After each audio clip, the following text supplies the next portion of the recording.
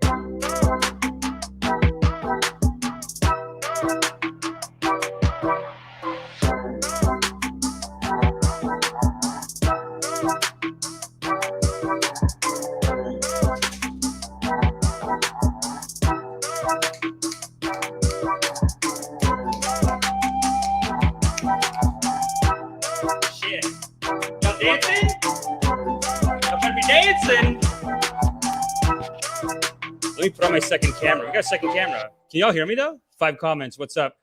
Lol, what? Can y'all hear me? Is there sound going into the ears? Yes or no? Say, give me a yeah, yes, no. Sound going into the ears or not? Let's check it out our second camera. We got a second camera today, and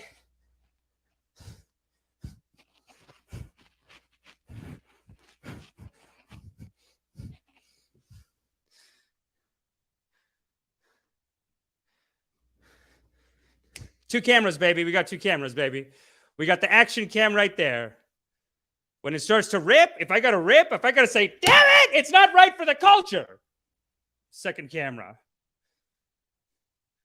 If I need to talk to my community, we're sitting here, we're face to face. I'm right here with you. Here at the digital ashram. Here at the digital ashram. Hold up. Because the player's gonna play. And the chain is gonna hate. You know what would be actually really good? As a community, we should sync up dance times just to get around the copyright. Because I'm listening to some Taylor Swift right there, and it rips. You know, and I like these like YouTube tracks that I'm being provided with. The YouTube ashram has some good tracks. Let's play one. This is clearly like some pop song. You know what I mean? What song is this? What pop song is this? Can anyone hear this song? Yeah? No, I'm saying bold. Settle down, bold. What I'm saying is we sync up the music. You know what I'm saying? So we set a dance time. I set the soundtrack. Babaji sets the soundtrack. Yahuvi says, appreciate your consistency stream, brother. Damien a lot. Thank you. Natasha Razor is here. Yes, he is here. Attendance, Natasha Razor. Yes. Zemzem. Yes, sir. Inside person. There is sound. Somebody asked, but let's go drink it. Jonathan, yes, sir. Zemzem, oh boy, I will accept it. Motown models. Is coffee gone? Coffee is gone, baby. So if you want to be a little quiet, baby, over coffee, then you gotta go. And that's fine too. That's okay. Just a loving kindness in the congregation. We're building a real love and kindness congregation. Tell me if you feel like that music is. What music is that? How's that? Now I can't hear it. How's that? Is that okay for y'all? I'm maxed out. Why is it going in so low? Okay, how's that music-wise? This is more of a chill track, too. Is that coming in too hard for y'all? Tell me how the music sounds, y'all. I just can't control the music volume on this thing. That's the only issue here. But I can jack this up. How's that for y'all? Too loud? How's that's good? Bolt says, what? Bolt says, what? Well, to that I say, camera number 2. What have you to say, camera number 2? And here we can do dances. Yeah, that's not bad. That's a nice full body shot. That's not bad. We can rip like that. You know what? Because I do, and if someone gets me riled up, they do this in those radio shows. If someone gets me riled up, I say, damn it!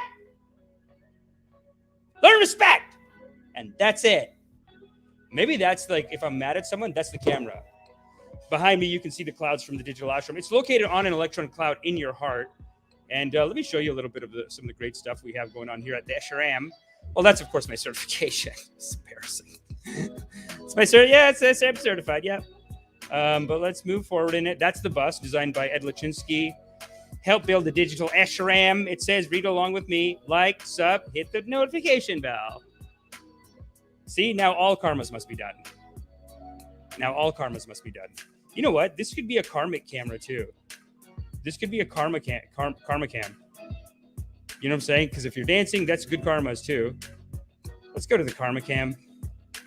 What's up, y'all? Make sure y'all are liking the stream, hitting the like, hitting the subscribe. What's next on the list? Check and take in the beauty of the ashram. This is a loving kindness ashram, a digital ashram of love. These rocks are floating. That's pure Tao, by the way.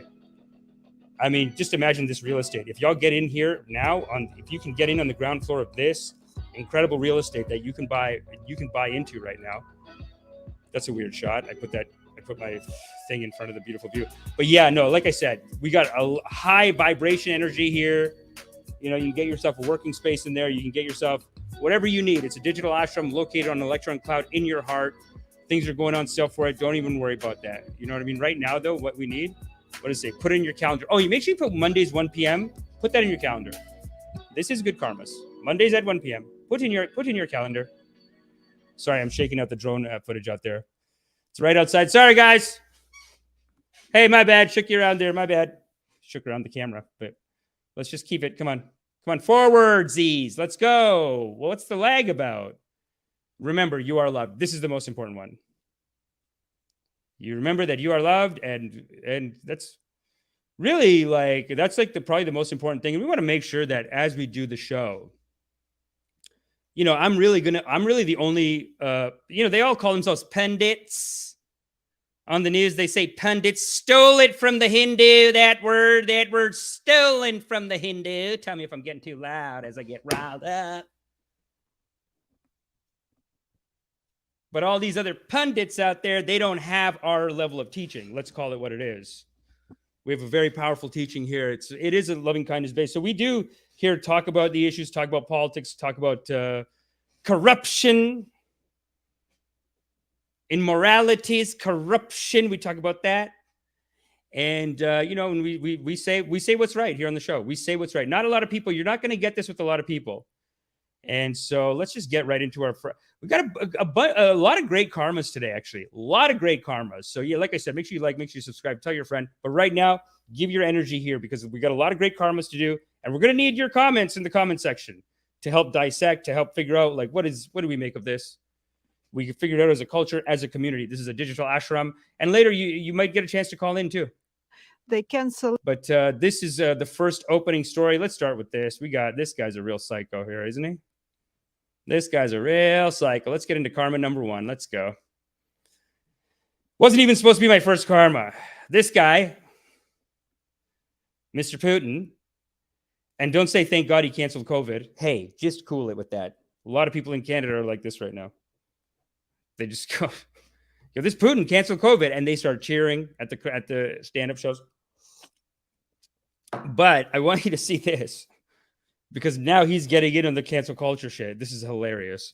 John Rowling recently, the child. Yo, can y'all hear that? Make sure there's no double audio. Double audio should be fixed this time.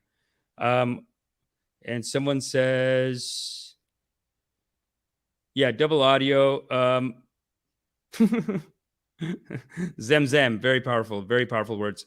But this is, well, you know, righteousness. Yes, in our congregation, there is great righteousness. But what Putin has done, I mean, let's be the judge of it, right? Putin's doing a hashtag Me Too right now. So I had to come in with this as the first story, because it's like, dude, it's always the psychos that push back on the Me Too, isn't it? Nice guys like us, we don't push back on Me Too. We say, okay, no, I want to understand. I want to respect your cause. I want to respect the thing. This guy attacks a country from 5 sides, 5 different fronts. Now he's failed that. He's back to 1. Halfway into running back home.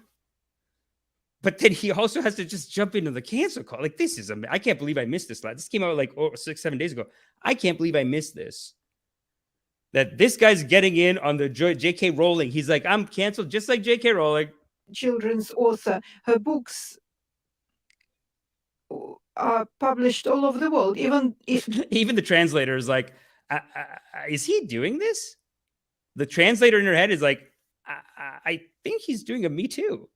Oh, he's doing a Me Too. Putin's doing a Me Too. This is insane. Like, she's just like, the children's book, because she can read. She probably can read ahead.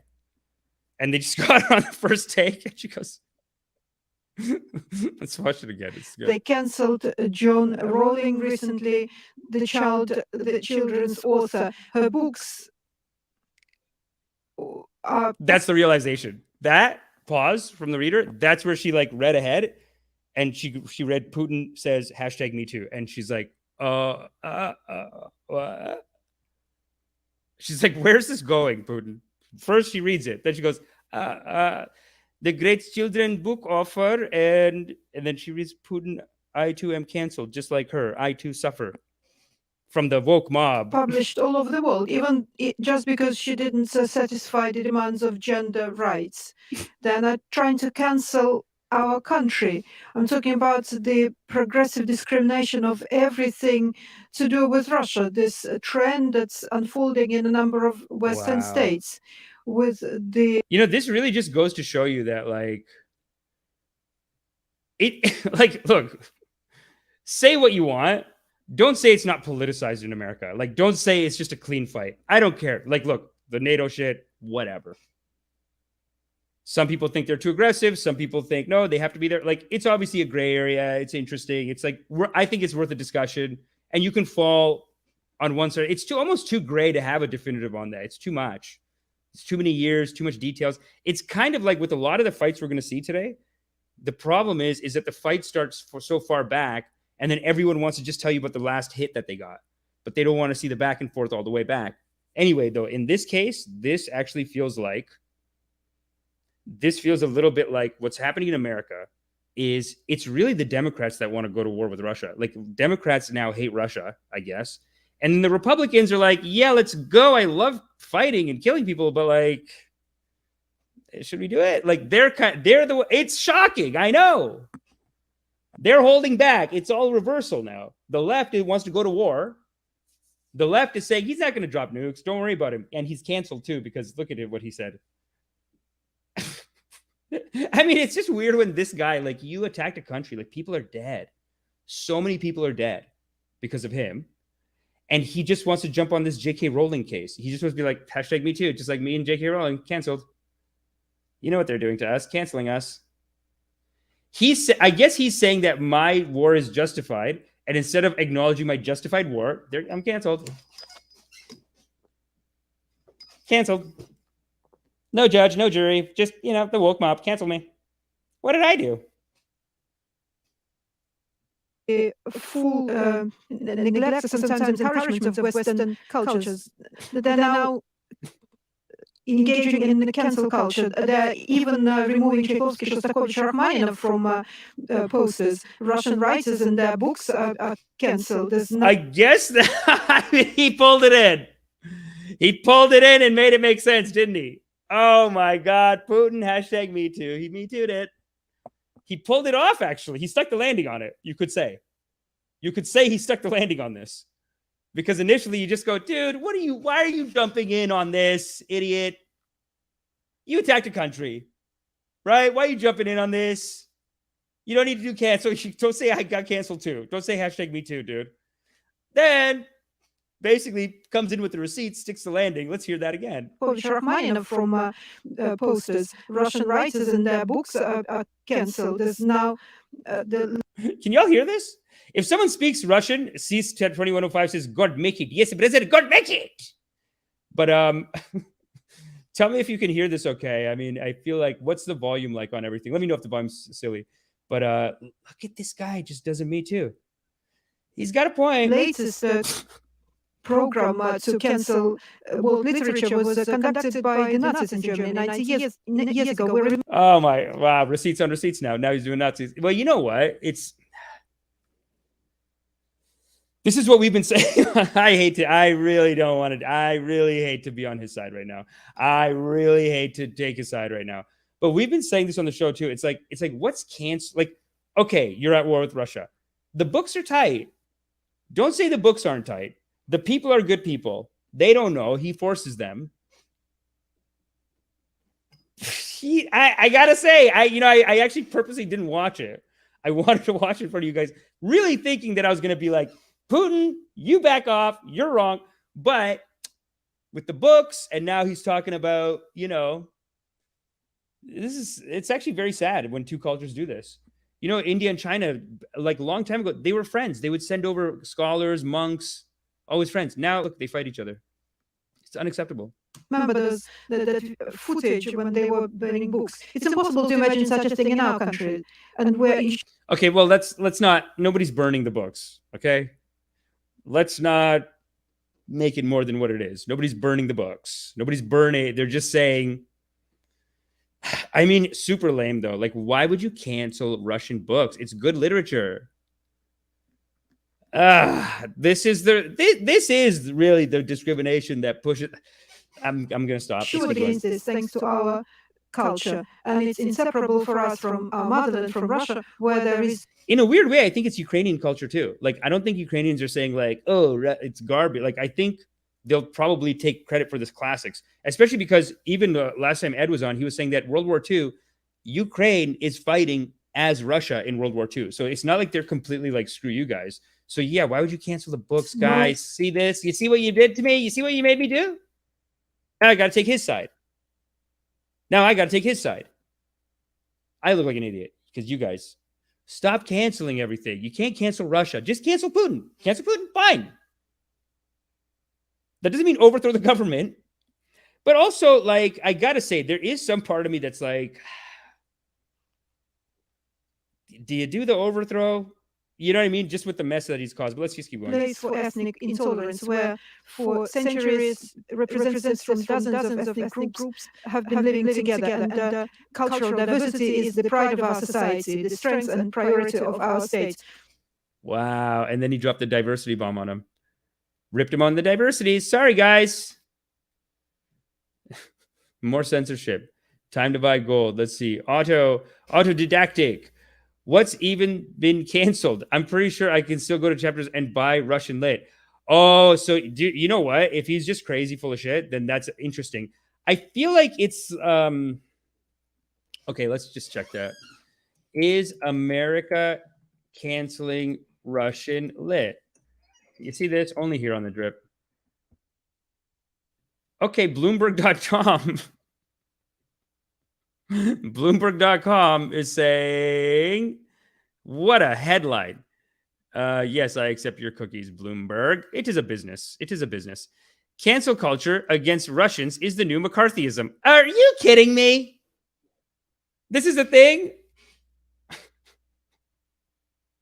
No, but they've got a point here where it's like, this is the problem, right? Like when Trump was in office, like just like right now, how Trump would admit that he lost the election because he's a wackadoo guy. He won't admit that he lost the election, right? You know that. He's still out saying like, oh, they're recounting here, everyone's gonna find out I didn't lose. Okay, so he's doing it really dumb. But before him, the Hillary people did it, but instead of saying I got cheated out of the election, they basically said the Russians interfered in our election. So redo the election, And so in this way, when two sides are fighting, and that's why I urge you all in this congregation, don't feel the urge to take sides on these ridiculous issues. See, it's silly. It's silly. It's foolish. This whole, like, I mean, I'm talking about this. Like canceling people and like, okay, well, I can't talk to them. It's like, just come on. Still, they are children of the Most High God. So actually, according to my religion, it's like actually against my religion to cancel people. Or literature for that matter. You can't cancel. It's against my religion. Sorry. Because everything here is part of God's play, God's Leela. Everything here is divine, technically. Even the evil stuff, it's divine. In a way. It's made with and sparked by the same miracle that makes you alive and makes me alive. So technically, we got to count it. Yeah. That's why we're vegetarian, too. So technically, you can't throw out Russian. But it's true, though. Basically, what happened was when Hillary lost the election, they basically spent 4 years being like, no, the Russians hacked the election. We didn't really lose. In the end, just like with Trump, in the end, there's no, like, you just lost the election. Like Hillary lost in 2016, Trump lost in 2020. You can find shit. I'm not saying you can't find some dumb shit, some weird little things. But what both teams are doing is they're trying to take a bunch of little things that don't add up to anything. They're taking, which is a giant poop, you could say. They're wrapping it in tinfoil, putting a hook in it, and saying, here's some earrings. And y'all are wearing them. Not you, but the culture. That's what both sides are doing. He's doing same shit. There's no voter fraud. It's nonsense. He is just basically piecing together some bullshit, wrapping it up in a gold tinfoil and putting a hook on it, and that's the other earring. And you're just two shit earrings the Americans are walking around with right now. Look like idiots. Honestly. You can't tell anyone. I was out and I was telling someone like, okay, but listen, you can love Trump. You can say God is great for Trump, whatever you want. But let's not say the election was stolen. Let's draw a line there. And some people are like, no, man, no, you don't know. You're brainwashed. Mainstream media told you that. Just cool it. Let's keep it even on both sides. 2020, Trump lost. 2016, Hillary lost. And that's fine. Still, you are loved. You ran for office. That's great. That's a great accomplishment. Both sides. Settle down. Settle it. And rejuvenate your loving kindness. And that's really all I have to say about that. Cancel culture is unacceptable. We have to love each other and we have to live with each other. We have to love each other and we have to live. Hold on a second, because someone just walked in here. It's my higher self. What? Wrap it up. You better wrap it up. Yeah, I'm on it, dude. Hey. Stick the landing and wrap it. Wrap it up. Jesus. It's my show, dude. Anyway, yeah, no, this is hilarious, though. This is hilarious. Don't pick a team on this. It's foolish. It's a foolish issue. The team that you pick is like, he's wrong to attack the Ukraine. That's it. But then you go deeper into politics. Everyone's trying to sell you a story. Don't get involved. And let me tell you, are you one of these people? Is there anyone here who's like, no, Mish, he should be canceled, and Russia should be canceled too? Who's like that in the audience? Is anyone like that in the audience? Cease 2105 says, accept your defeat. You will be better off after. It's true. Both sides need to do that. Both sides are just pretending. Oh my God, our guest is here. My Habibi is here. Vandad. He's in the waiting room. He's here for y'all. Comedy. I do stand-up comedy with this guy in Toronto. Y'all are going to love him. Absolutely hilarious. Bing. Let me try. I want to get some good sound effects. You know what I'm saying? Like to bring him on. You know what? Here we go. Hey! Yes, time you audience. Can you hear that music? Yeah. Titanic. I love it. Yeah. It's like faking it to get away with it on YouTube. I was listening to you just now as well. You had a good point. Don't take a side. It's a stupid issue. It is such a I know, it's so silly. It's But so dumb. Putin is like, I'm just like J.K. Rowling, man. I'm getting canceled. Like he's Who even. are these? Sorry, go. He's getting to Putin even. Who are these people who are like, no, they stole Trump's election? Are these Americans you're talking to online? Hillary Clinton. Hillary Clinton. What? Like I'm talking about Hillary Clinton is still saying that the Russians had tampered. Oh, I thought you meant like the elections were fraud or whatever. Trump won. Okay, so basically in 2020 Trump did that. But this is what I've been saying this to you too. It's like we're all playing this game of life and we're all supposed to play with each other. But when we don't play, we almost like polarize further and further apart. And you could almost see this fight going back and forth with them. Like really in 2016, if you think about it, Trump saying that the election was fraud is stupid. He's crazy for saying it. It's not fraud. But Hillary Clinton did it for 4 years before him. And she just made it sound smart. She just made it sound like, oh, the Russians interfered with the election. The Russians. Yeah. That's why he won, apparently, the first time. It's bullshit. No, not because they were tone deaf to the American people and that they were just completely like out of their depth and like, whoa, we came and we killed Gaddafi. Like, dude, you remember that clip where she's laughing? She's like, we came, we killed. Ah. You're like, oh, okay. We killed. Yeah, we came. Yeah. Like, you're the lucky person, right? Yes, we can. I'm with her. Like, stabilize Africa. You're like, okay, great. Oh my God, the footage of Gaddafi just being dragged on the streets. It's like, oh, it's so brutal. It's so sad. Like, I don't want to, but part of me wants to put it up and just watch you go, I'm with her. Yeah, like put it to a Hillary soundtrack. Yeah, that's so sad, dude. Have you ever seen Gaddafi? It was one of his last years when he visited. Did I ever show you this? When he visited Italy? Who, Trump? No, Gaddafi. Oh, Gaddafi. Yeah, show me. Okay, so here, I'll send this to you right now. Dude, this is the best. So he went to Italy. I'm just going to put Gaddafi visits Italy in Google. And you'll see it. It's like the second and third picture. So what do I put it? Just in the link in the chat? Don't put it in the group chat. Story, inside of like StreamYard. So hey everyone, we're in the StreamYard studios here. Oh, private. Yeah, yeah. So okay, it's just a Google image search. So when one of his last years, he went to visit Italy. Yeah. And he wore this picture. Such a good troll, dude. You see it? You see how he has that typical military outfit, and then he's wearing this picture, right? Yeah. You see it? And then it shows like the zoom up of the picture. I think it's like the second picture. Yeah. So that is a group of rebels who fought against Italian rule when Libya was in Italian, like when it was taken over by Mussolini. Yeah. These are the guys that fought against it. Oh, sick. Okay, cool. Oh, so he's giving you a shout out. So yeah, like he goes to Italy on a state visit and he's wearing like the fucking rebels on a state. I thought that was cool as fuck. That's hard, dude. No, look at this Hindu Guruji they have in the back. Is he like he looks like a proper Guruji? Oh, that guy. Yeah, he's probably like an imam or something.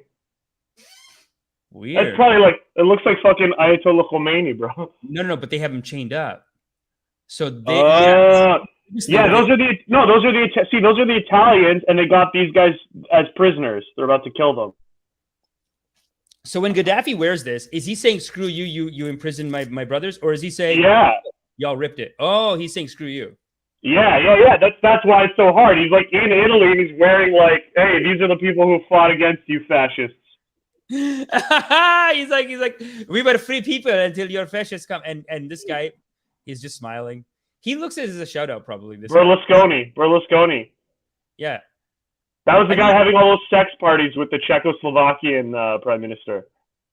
Dude, the bunga parties. dude. Berlusconi rips. Have you heard any of his podcast? Like he is No. a full he's like a full Weinstein figure. Like he is, I mean, but not in a weird way. I don't think it was as bad. Like he basically just he's corrupt as hell. Mm. And then he just keeps banging like models and shit. And he puts out like the guy's got he puts up music while he's still president. He'll put on like a whole disc of crooners, like just him playing guitar, like, Amore, you are my, like it's just like beautiful. Amore. Is that theirs? Yeah. That's Amore album. That's so funny. I don't know much about him, but I mean, I remember he had this party with a bunch of supermodels and the Czechoslovakian prime minister, and people were flipping out. But like, if you can't have a fucking party with a bunch of like hot 20-year-olds, why be the prime minister of Italy? Yeah, I guess in America they don't allow this kind of behavior in America, whereas in Europe, like in America, they're like you have to be married and shit. Like well, America, they just do it behind closed doors. Right. Not anymore, though. It's over. I feel like in America, like come on, Trump and Epstein had that big party for his birthday. He wasn't president yet, but what? They stopped the parties? Of course they do. You think they're still doing it? I guess if you're conservative, you can get away with it because who's going to cancel you? Like Trump is cancel proof. He lost the election, fine, but he can't be canceled. So I think Trump could do it. But then Trump wasn't even implicated with Epstein. Or is it? Yeah, Epstein. Like his shit wasn't on there. That's why he was like kind of happy when it all came out. He was like, hey, I wish her well. Yeah. I think Clinton was over there. Like he was talking shit like that. He's like, yeah, I remember. Oh, those guys are Clinton's friends? Yeah, I remember. Check it out. I don't know. I wish her well. He's like, I wish her well. Yeah. I wish her well for Maxwell was the wildest thing. Yeah, Maxwell's crazy. I know to Maxwell. Why do you wish her well? It's more just like, I hope she doesn't snitch on me. It's like, but I honestly think, and people are going to say I'm super Trump supporter, but like, I don't think Trump, they have shit on Trump. I don't think he ever went. Bill Clinton went because he was friends with her. I think he was banging her. Right. Other liberal, but honestly, it's more of a liberal thing. I find conservatives are more open about what they do. That's why they can't get canceled because they're like, yeah, of course we're doing a coke and hooker party. Like what? That's why I became senator. They just depends. With the gay stuff, the conservatives are often very closeted, and then they end up like, oh, he's in a DC washroom at 4 a.m. like sucking some 17-year-old dick or something. That was some big anti-gay Republican guy. He got caught in like a Washington park. Yeah. Like sucking a dick. Preacher, dude. Have you seen the preacher who got caught? No, but that shit happens all the time. It's like which one, you know? Yeah, I know. Yeah. He was one of the biggest ones. He's a right-wing preacher. I forgot his name. Great documentary. There's a documentary called like where basically they had a documentary where they brainwashed kids into like, so what are we gonna do with the Muslims? Like they had a documentary like it's called Children of God or Children, something like that. He had a church like that. So in the church he would say like, it's wrong to be gay. Don't be gay to like the kids. And then he would do like, what are we going to do with the Muslims? The Muslims they're putting bombs on their children and they're coming after us. What are our kids going to do? Yeah, that's like in the documentary. I forgot the documentary, what it's called. It's called Ted Haggard. Yo, the name, someone got it.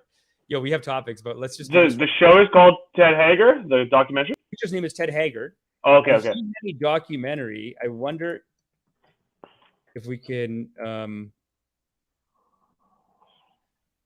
This is so classic us. It's like we like come prepared with topics. 2 minutes, we're like, all right, pedophile elite wormhole. Let's go. They are fucking the children, brother. Dude. I mean, they are putting in the bum of little children. I know, dude. Well, I don't think he did that. I think he was just gay. He's just gay. Called, where is it? There's just so many other documentaries that come out about him. The Trials of Ted Haggard, HBO. I think that was the top one. Jesus Camp. It's Jesus Camp. Jesus Camp. Okay, I got to see this. No, but this is honestly very on topic for the channel. Oh, I think I did. No, I saw this. I did see this. I saw this at Hot Docs, actually, in Toronto. It's a great documentary. I remember this. Yeah. It was one of the first times I saw how, like, the Republican evangelical right is, like, pro-Israel. Yeah, they were preaching for Israel in the church too. Eh? You got all these right-wing anti-abortion people, and then they're like, God bless Israel. You're like, what? You people are so anti-Semitic. What are you talking about? Yeah, But no, they think that Jesus is going to come back if the rapture. So they don't even care about the Jews. Actually, they think Jesus is going to come back. First thing Jesus does, kill the Jews. Like put a hole under Israel, and they all go to hell. Actually. Yeah, they say 2/3 of Israel will be on fire. That's what's going to trigger God coming back, and the 1/3 that's left is going to repent and become Christian, get raptured with the Christians. That's why they also don't care about the brown Palestinian Christians. You're like, hey, you're Christian. How are you letting these Palestinian Christians, original Christians, suffer? And they're like, well, they'll find their peace in the kingdom of God. Like, they'll just get raptured. They're Christian. It's fine. That is. They might have to suffer now, but they'll get the reward in heaven. I guess so. It's weird. It's weird how they just picked that team. But they're worried. You know, I was actually, we were just talking. Me and my sister were talking about, like even the apology that just happened from the Catholic Church to the Indigenous people in Canada. Yeah. We were just talking about how like you're going to apologize for that, but you don't want to talk about the fact that y'all need to be converting people all the time. You know what I mean? It's like you're still converting people.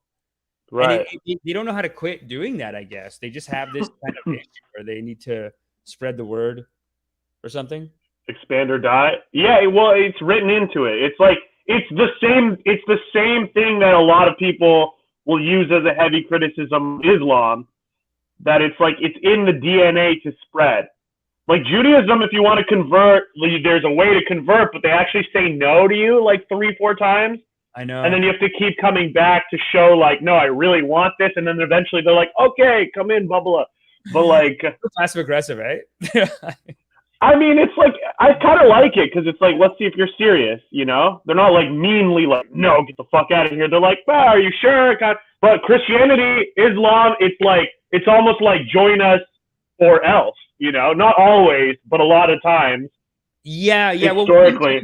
Islam might have been created out of Christianity. Like, Christians kept attacking that area. And then eventually they're like, we have to fight back, brother. We have to fight back. And they kind of built a philosophy that they can get behind and combat. But now, like, regardless, now the whole world is stuck with it. Like, we got their fights all the time. It's crazy how the 3 Abrahamic religions just run everything. Well, the Hindus are trying to get in, brother. Yeah, they're trying to get in, but on, like you've said this before, on the Judeo-Christian alliance, you called it. But they're not. But there's no like. I don't know. Outside of India, there's no like Indian sphere of influence where it's like, no, like let's get regular people to become Hindu. The closest thing was like an Osho, like an Easternism in the West. You know, go like yoga. Like yoga's hot, you know, but that's not like Hindu religion per se. Dude, yoga grows, anything Hindu and Buddhist, it grows strictly by merit because they're not telling you even to convert. It grows because that's the Zen mentality. The Zen mentality is like, don't convert. When it hits them and it is like it sounds like a nectar from God in their ears, then they come. Don't convert people. I love it.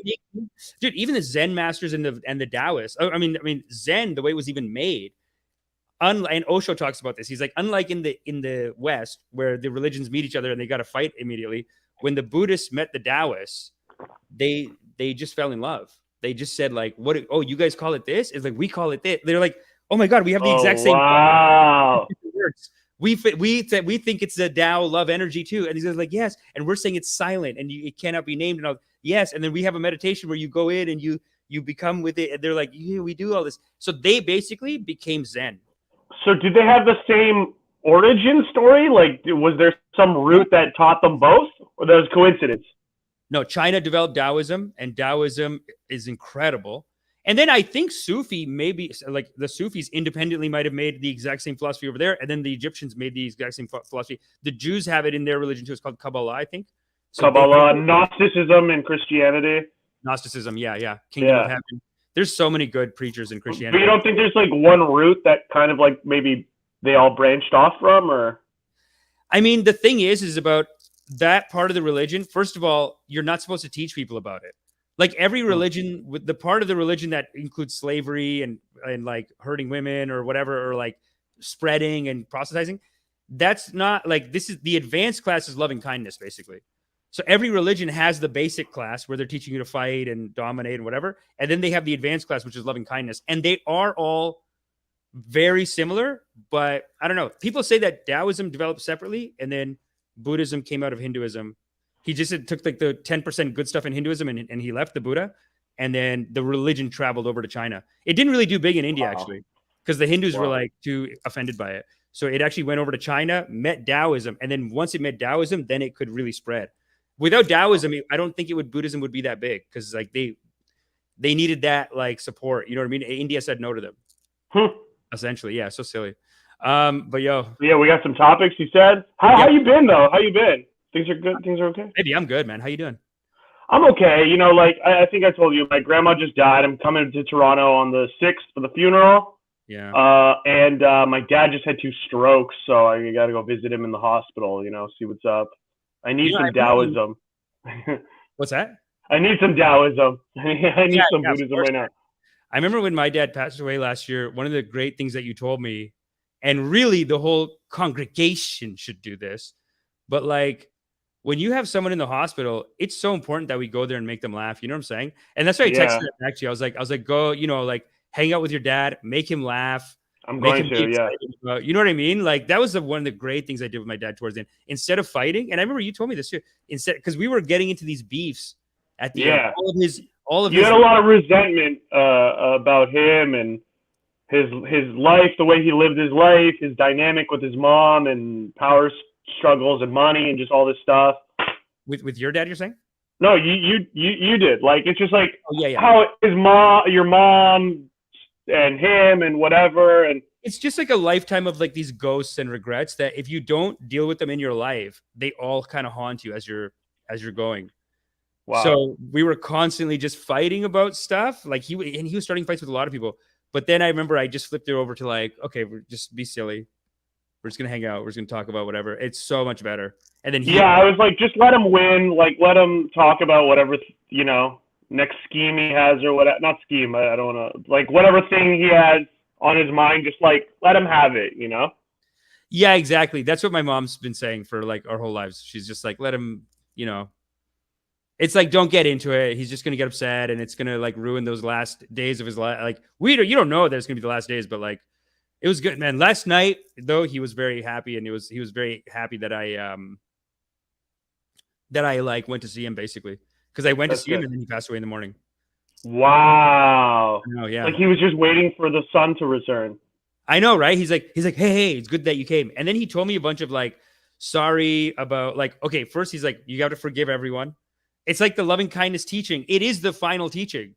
So you go through ghosts towards the end, and then you have to like learn it all. So he automatically learned it. I was trying to tell him, but he basically said like, hey, okay, good. Amish, glad you came. Okay, good. Listen, don't have any regrets. Don't have any grudges. It's a waste of time. Forgive them. Doesn't matter. Also, I'm very proud that you became an actor. I always want to do it. I give you shit. I tell you don't make it. Wow. I'm very proud. I'm very happy. You wanted to be an actor? Yeah. He did kind of, and he was like, I didn't have the guts, and like you went for it. Sorry. Wow. I know, right? So weird. Shout out to Yi, who says you are loved, Amish and Bandad too. Thank you. Yahubi, thanks, baby. Natasha Razor, prayers. Thank you. No, honestly, this is powerful teachings the like of death, because everyone does die, and it's hard to like nobody knows the systems of it. You know what I mean? Like you go through one, and then you're like, okay. And it is almost like I've heard someone describe it as like your brain becomes more advanced class. Because then when you're close to death, I heard like a lot of stuff comes to you. It's like wisdom from the source, because you're deeply connected to that source. Like you're almost 100%. You're almost back into it, so you can kind of like get some stuff. Yeah, dude. That's what they say. I don't know. So then what's your plan this week? Saturday, I know we're doing this show, but this week... Yeah, we got 2 shows on Saturday. Honestly, so I'm on a show. Have you done Danton Lamar's Lab Comedy Club yet? No, I got to check it out. He started a comedy club in the lab. Oh, in the lab, like, oh... I think so. Well, it's called Comedy Lab, and it says at Lab 416. So I don't know if that's a whole different... I mean, I haven't been to Toronto I haven't lived there for years, so... I don't know if that's a whole other thing or if it's just the Labyrinth. I think it's just the Labyrinth he converted into a club. That's sick, dude. He converted it, or he just took one room? Or like runs it as a club like 2-3 days a week or something. Okay, the lab is sick. I love that place. Remember we? I'm there on Friday, and then we got 2 shows: Slapback Comedy, 8 p.m. and 10 p.m. Free Times Cafe on April 9th. God is You're on the 8 p.m. I might throw you on the 10 as well because you said you're available for both. Yeah, I mean, once I'm there, might as well. Yeah. I have an extra spot on the 10, so. Yeah, that'll be sick. And then we got to go dancing after, you know? I always we do. I need to. So we'll try to post it or something. Dude, people come. At those Kensington shows I've been to before, there's people from the Drip. That's awesome. Yeah, I'm kind of in this mood where I'm like, oh my god, okay, I get in on Wednesday, I go straight to my parents' house, change, and then go to the grandma's funeral. Yeah. And then it's like, I gotta go visit my dad in the hospital. I'm gonna spend days in the hospital with him. But I'm also like, I don't know if it's like selfish or it's my own like healing mechanism, but I am like, well, I have this show, I have to sell tickets to the show, and I have to focus on that. So I'm really just trying to like focus on the show, sell the tickets, not because it's like, oh, I need the money, like money, but it's like, it's more just like it's helping me deal with it because right now I can't really like stop and think about. I almost like I want to get to Toronto and then start dealing with this like dad stuff and funeral stuff, but. Yeah, I mean, until you get here, it's like, what else can you do? Your life does keep going, and everyone deals with it differently. Some people do that whole break thing. They're like, I'm out. I'm not going to do anything for a while. But I don't know. It's, you do what you got to do, and I think it'll be a great show. Honestly, that room is so tight, though, the slapback room, that it's basically like, even if there's like 15, 20 people in there, it feels just like a raucous crowd. We got to tape our sets this time. Let's see. Yeah, we do. It seats 45 per show. Sick. Okay. So, like, you know who's on the 10 p.m.? Stephen Mann. Oh yeah, Stephen Mann does comedy now. Stephen Mann is a actor in Toronto. He casts all these like commercials and stuff in Canada. He's done like 2-3 sets, but I was randomly like, "Hey, you want to be on this show?" It's like 15-minute set, and he says he's terrified. Yeah, 12 to 15. Yeah, it's only 4 or 5 comics per. Yeah, but I feel like I did the math. It's like 72 minutes without me, and then plus me, it'll be 90 minutes, hour and a half, standard show. Not even that. It's not even an extra long Vandad show. It's just a classic. No, dude, I think it's just there's no headliner, opener, middle. It's just everyone's just gonna do 12-15. Boom. Honestly, like the first show, you have to end it early because there's a second show. Like you got to do it on time, and then the second show, it's basically you go as per vibe. I feel like. You know what I mean? Right. Like, by the time your headliner goes up, it'll either be like so hot. It's like, but no, it'll probably just be like a hot show. Both of them. That room is so packed in and hot, so it'll be a fun show. Make sure you come. I hope so. Drip people in Toronto, get your tickets. Get your tickets, baby. What's the link for tickets? It's on Eventbrite, and I can send. I'll just put in the link right now. But if you go to vandadk.com, everything's there. It's on vandadk.com, the homepage. vandadk.com/live, vandadk.com/shows. It's all in all of them. So just go there. It's on Eventbrite. I can put up the link for you though too. You have the link. You have it on Instagram and shit. Okay. Come on, but you want me to find it? Hold up. Eventbrite. Comedy. Make sure you support the digital ashram people. Yeah, no, don't you go. I'll distract them. Watch this. I'll distract them real quick with this. Distract who? The community. Oh, okay, cool. Make sure you support the digital ashram people. Come to the live shows. We are building a digital ashram. This is our temple. It's a church of loving kindness, and I'm just outside. We got a drone flying around, just taking some footage. Got that source energy coming in. So make sure you support the ashram, and you support it by hitting the like, watching, and coming to live shows. Come to live shows. Live shows will rip, and then it's Saturday, so we should go dancing after. I mean, yeah, we didn't do it last time, but we should do it this time. I mean, you might be tired after 2 shows, after producing 2 shows. No, I'll be fine. No, that's the thing. When you host and produce and even perform, it gives you energy. It's the loving kindness that you're talking about. Yeah, when you make a bunch of people laugh, it's like, how do I even sleep? Like maybe that's me because I'm an insomniac and a psycho too. But anytime I do a real banger show, I and jazzed up after. Dude, I can't sleep. There's no go home and sleep right away. Doesn't work like that. Not for me. Yeah. No. It's hard. It's hard to go to sleep. But here it is, man. Here, I'll just put check it out. Yeah, check it out. Cafe, vandadk.com. Go to the website, check it out. We're gonna do our first topic in a second, but make sure you check out support the digital ashram. Come out. World needs a new church lady, Amish style. Oh yeah. Oh Is that so? Wow, we're just a little buttercup, aren't we? I got the sound effects. Did you hear that? Yeah, I did. And yay, Huve, that's true. Daily rituals are very important. Yeah, that's true. Even suicidal people don't quit work. A lot of suicidal people, like comedians, unfortunately, are like too big of a suicide demographic, and it's often like right after a banger show. Oh, right. Yeah. Comedy is like emotionally very, dude, I can't believe how many, like in trying to build my YouTube channel too, how many videos I've seen about YouTubers like getting big and then losing it. Like just having deep issues, like they can't function, they're depressed, they can't wake up in the morning, all kinds of stuff, you know?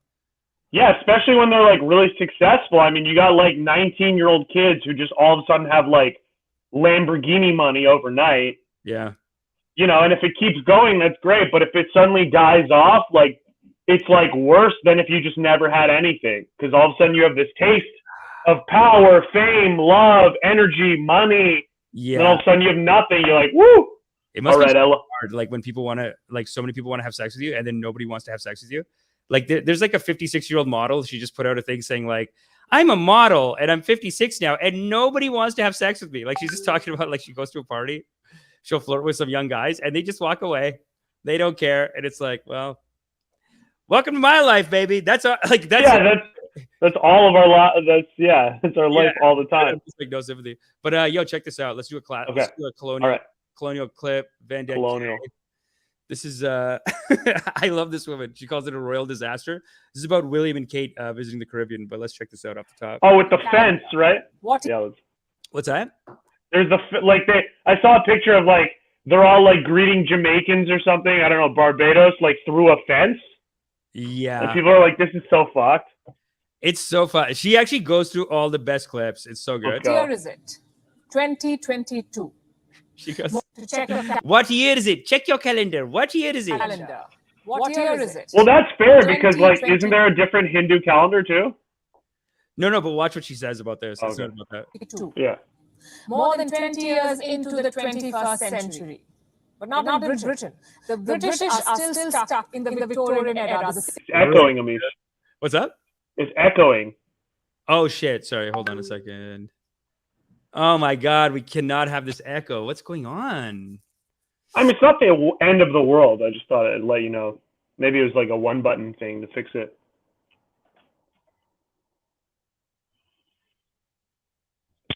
I lost your sound.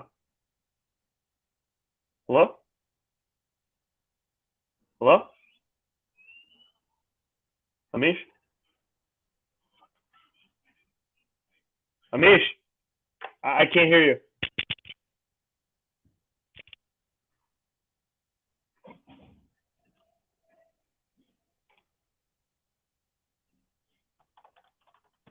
Same delusions of empire, the same. Okay, you're back. The new generation is trying to change that Yo, perception. Amish? The old habits, they say, die Amish? hard. I'm talking about the Duke and Duchess Amish? of Cambridge, Prince William and Kate. Yo, Amish. They're on a 3-nation tour of the Caribbean. Their first stop was Belize, then Jamaica, and finally the Bahamas. But why now? Because the British monarchy wants to reinvent itself. This year marks Queen Elizabeth's Platinum Jubilee, her 70th year on the throne. So the Queen dispatched her grandson to her so-called realms, countries that recognize the Queen as their head of state. Can you hear me? But the I can't hear you.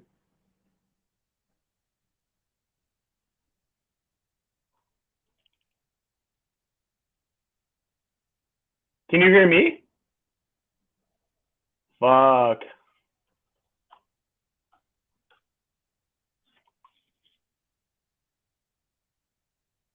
Oh, hey, what's up? Can you hear me? Yeah. Can you hear me now? Okay, I'm back. Hold on. Can you hear Edit me? mic settings. I can't hear you though, but everyone can hear me, right? I can hear you now. Clear. Oh wait, hold on. Why can't I hear you? Oh my God, dude. Fuck. I didn't even do anything here. Yo, okay, wait. So the audience can hear me and you. I can't hear you. Can you hear me? I can hear you now. Yeah. Damn it. What's happening? Yo, on your end, you might be muted. Look down under the thing. There might be a menu and it says I'm mute. not. But hello? You're not muted. I'm not. No. What the hell is this? Default external mic. Do you want me to like log out and can you say log something? back in? Hey. Ted? Oh, I got you again. I got you. Okay, I got you. sweet. All right. I can hear you. Can Okay, we cool, start cool, this clip from the beginning? I missed a bit of it. Sorry. Oh shit. Okay, cool. For our next story, I want you to check your calendar. What year is it? 2022. More than 20 years into the 21st century. But not in Britain. The British are still stuck in the Victorian era, the same delusions of empire, the same arrogance. The new generation is trying Rips, dude. They're pissed. They're like, fuck you guys. I remember I used to tell you, like, my family was like, Amish, without the British, there is no management. Like, they're like British should come back. They management, too much corruption. Like, they're pro-British. But this is, like, she rips, dude. But that was before BGP. That was before the Hindu nationalists took over. Right. I think she's more BJP. Now it's like the Hindus are in charge, and it's like, fuck the British. Which, I mean, they got their own problems. They're like, fuck the British and the Musliman. It's like they got their own issues, but it's like at least they're taking ownership, I guess you could say. I guess. They used to just say, like, Musliman kill them, but British is very cunning. Like, they're just like, they always like, British is very cunning people. But that's what this is. Even this is why the Brits are not, like, just murdered and, like, their heads chopped off. Like, what happened to Gaddafi, right? Like, he's just beat up on the street. They do this charm shit good. They know how to keep a nice image. And that's all this is. You just got like, what are you doing? Like, you're going to send your kids to my country. And it's like, nah, what's all this angry about colonialism? Pish posh, I'm your mother. I'm coming. Have a parade ready. Make a parade for me. It's going to cost $20 million to do your stupid parade. I got to spend money on security, all this shit. It's like, just get out of here. But this is to good change stuff. that perception, but old habits, they say, die hard. I'm talking about the Duke and Duchess of Cambridge, Prince William and Kate. They're on a 3-nation tour of the Caribbean. Their first stop was Belize, then Jamaica, and finally the Bahamas. But why now? Because the British monarchy wants to reinvent itself. This year marks Queen Elizabeth's Platinum Jubilee, her 70th year on the throne. So the Queen dispatched her grandson to her so-called RIIIPS. What the hell's 70th? 70. Just on the throne. Why are we just inventing bullshit to like celebrate? It's like, okay, go to 70. 75 makes sense. Like 3/4 of a century, like 50, like 10. I don't know. I think after a certain point, it's like every 10 years. They're just every like, 10 years. You know what? This is a good case for, you know how like people are like, hey, like, look, colonial, like, it happened, get over it. Or like with Canada, we're like, hey, well, what are you gonna do? Like, we can't give it back. It's too late. It's 150 years. It's like, it's only been like, it's literally her mother. Yeah, her dad. Right? Or her dad. Yeah. It's like literally, it's like she's half the whole reign of Canada. Canada's 150 years old. She's been in power for 70. She's like, what, 90, 100? She's like 90, 100. Her dad was in power before that. Like, all of Canada has been. It's not that long ago. If you go by monarchs, it's like not that long ago. It's like yesterday. Yeah, but they just want to do this thing of like, oh, let's do the charm offensive. Nice and charming. Yeah, I guess that's why they have to do it. They just have to keep good relations because all these countries, they still do trade. And in a way, I mean, if it's like what the French do, they still kind of take advantage of them. Yeah. They get like these trade benefits and all this shit. So they got to go around and be like, let's be friends. Countries that recognize the Queen as their head of state. But the realms are revolting. Last year, Barbados parted ways with the empire. They decided to become a republic. This visit was supposed to regain that lost confidence, to solidify Britain's influence in the Caribbean, except things are not going I'm assuming you're playing it like sped up. Yeah. Why, you can't hear it too? No, I can't. It's fine. It's just, imagine if that's like how she actually just talked. Dude, there's other channels. They talk, they yell and they talk that fast. That'd be so funny. Like, like, oh my God. Dude, I'll try to find you a clip after this one because there's another channel, Republic TV. They come in hard. Like they come in. I'll show you. It's so. That's funny. The one where there's like 20 people arguing, right? Yeah, but they come in so good. Where they go, today the Americans have insulted India and slapped us in the face. What will we do? Sit back and take their insults? And that's how he opens the door. It's so crazy. He's like yelling and like ripping at it like 1.5 speed. I love it. It's such a good show. We'll play it proving next. to be a royal disaster. Starting with the optics. Here's what the royal couple did in Belize. This is good rips. I want to play this, and then I think I have another one in there. For the locals, they made chocolate. It was almost like a flashback to the 19th century. The noble British rulers visiting their subjects, exploring the mysteries of their colonies. Take a look. Rip! I know, dude. That's a good one. It is like those colonial films we would watch, where it'd be like, oh, and now visiting the strange and silly pickaninnies of the Barbados. Like, yeah, I know. It is like that. That's what they're doing.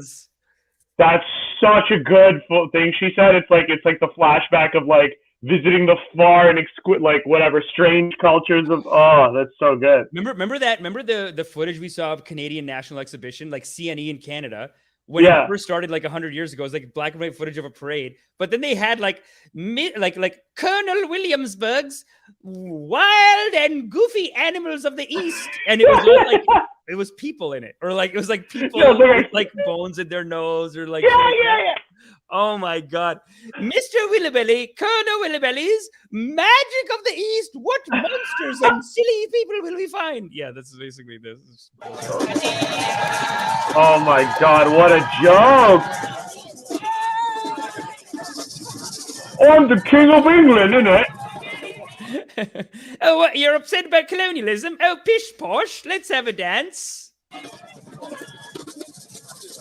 Wow. These guys want Trump fences, and I guess Caribbean's like, just pay the fucking money back, bitch. We don't need your shit. Like, I like how those locals are actually dancing with soul, and then you got these two frigid fucking. Oh, this is the latest dance! Wow. Greece was bad. Jamaica was worse. Prince William came decked in full military attire. The unusually big hats, the awkward salute, the sword hanging from his waist. None of it represented modern-day Jamaica. It was a throwback to their painful past. Jamaica's Prime Minister probably summed it up best. He said his country wants to move on. All Prince William could... Wow, what a silly car they got, though. That's pretty sick, eh? It's just like my children are coming. Take them out to play.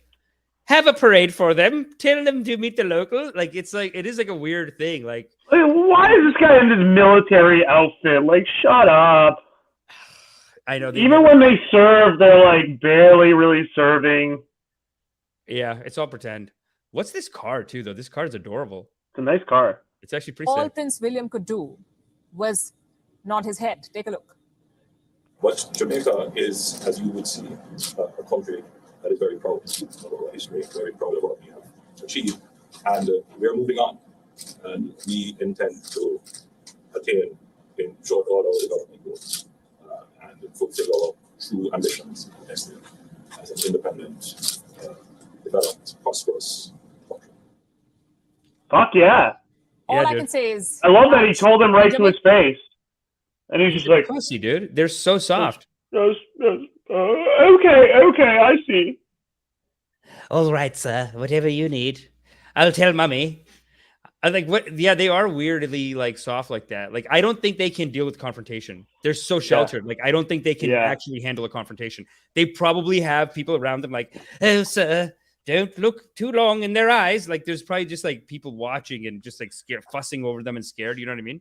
Because it's like upper crust British culture. Like, even when shit happens, it's all like passive aggressive riffs and like polite society. Like, did you hear the gossip? Like, it's not like, hey, fuck you to your face. It's like, hey, did you hear what he said? He said I didn't use the escargot properly. It's all like, that's from I can't take credit for that. I'm watching Our Flag Is Death or whatever, that Watiki show. Which one? Who's the Jojo Rabbit guy? Oh, sick. Yeah. I love it. He's got a pirate show where it's like this guy's like the gentleman pirate. Wow. Yeah. I can't take credit for that. But yeah, essentially, like that was dead on about like the same people. What you can say is the British are very cunning, and the British very cunning people, smart people, not a Muslim. Very cunning people. They take you, oh, bing bang, take your money, gone. They are like that's why there should be like a warning guy from India going to Iran. Look, Vandit. Listen to me. The British are so cunning. They will take everything and have fuck your wife and everything gone. But like you won't even notice it. They're so polite. But that's really why. Remember, I used to say this, like, that's why British Empire is like the Floyd Mayweather of empires, because most empires, like a boxer, as they get old, like, have you ever seen footage of like Muhammad Ali? He's just like concussed out a bit. You know what I mean? Right. Like, he's just kind of like, I'm the greatest. I'll do this. Like, it's like not really there. Empires are like that. They get old, and then other people start hitting them back. Like the Syrian Empire, like they were so mean to everyone that they hit them back. But these Brits, it's all very charming, Vendette. Right. Like I think that's their. So even now, when you tell them to fuck off, you do it politely at a press conference. You say, "We're looking for independence." There's that. Like they were polite to you, sort of. They were. Yeah, I think that's their innovation over even the other British colonizers, because the other ones, like, I feel like the French were more cruel. I don't know. It seems like that. Like they didn't have any plans of like, we'll civilize them. Like the Brits, I know this is so racist, but it's like, right. But that was in the theory. Yeah, white man's burden is to civilize them, make them nice, which is what America does now. We're going to bring these people freedom, democracy. We're going to make sure these Afghan girls go to school. We're going to make sure there's Dunkin' Donuts. Yeah. I know. Yeah, no, I mean, I guess it just passes on and it gets like a little nicer each generation. Because now I feel like it's more neo-colonialism. Even with the French, it's like they're controlling the currency now. No troops in Africa, but they control the currency of a bunch Canada. Canada doesn't have troops in Africa or South America, but we're sure as hell taking their gold. We just make gold and shit. Yeah, we just pay some local guy off and just steal everything. I guess that's one of the benefits of Canada being a dominion of the British Empire. Like, there is a caste system almost. They passed it on to the Americans. So they had like, okay, Europe's number one, Canada and Australia, they're cool, it's white, whatever. And then like the rest of the world, we can kind of carve up and just play with. Yeah. Like Middle East is for sure, whatever. India's getting a lot of, I got to show you the India footage. There were protests against the royal visit. They demanded two things from Britain: an apology for their crimes and reparations for slavery. All Prince William could manage was this. With the International Day of Remembrance of the Victims of Slavery and the Transatlantic Slave Trade, I strongly agree with my father, the Prince of Wales, who said in Barbados last year that the appalling atrocity of slavery forever stains our history. I want to express my profound sorrow. Slavery was abhorrent, and it should never have happened. Okay, but are you going to give the money back, or? Give the money back. Are you going to get... Like, it's like, oh, it shouldn't have happened, but the profits and institutions we set up with those profits, that with which we rule everything now, shouldn't have happened, but we're going to keep it going. It's like, okay, cool, it's empty words. Yeah. Like, we can't give the money back. And also, we have to keep, like, doing these, like, shitty trade deals with them. It's like Canada. It's like, we shouldn't have taken the land, but we have it, and we're not giving it back, so, whoops. It's like, okay, what good is this apology, even? Like, what's the, it's fake. I guess so, yeah. There's no actionable item, then it's just words. It's just pretty words at a press conference. Yeah, pretty much. And I think we can wrap this one up, actually, because I do have another one where it's basically like, did you know that California is actually like doing a reparations bill right now? Wow. Yeah, dude, huge. Like legit California. I know, I was very impressed. But even with that, when I first hear about it, I initially always think like, how are you gonna pay for it? That's the Patel in me. I don't know. But this one, it's legit. This was out today. Hold up.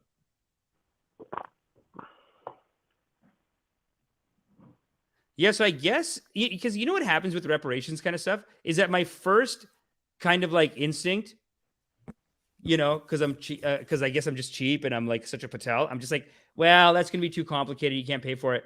But then it looks like every time I look into it, it's like there are pretty reasonable steps that people are taking. Like this seems like it makes a lot of sense. That was a nice little flex too, showing the YouTube info.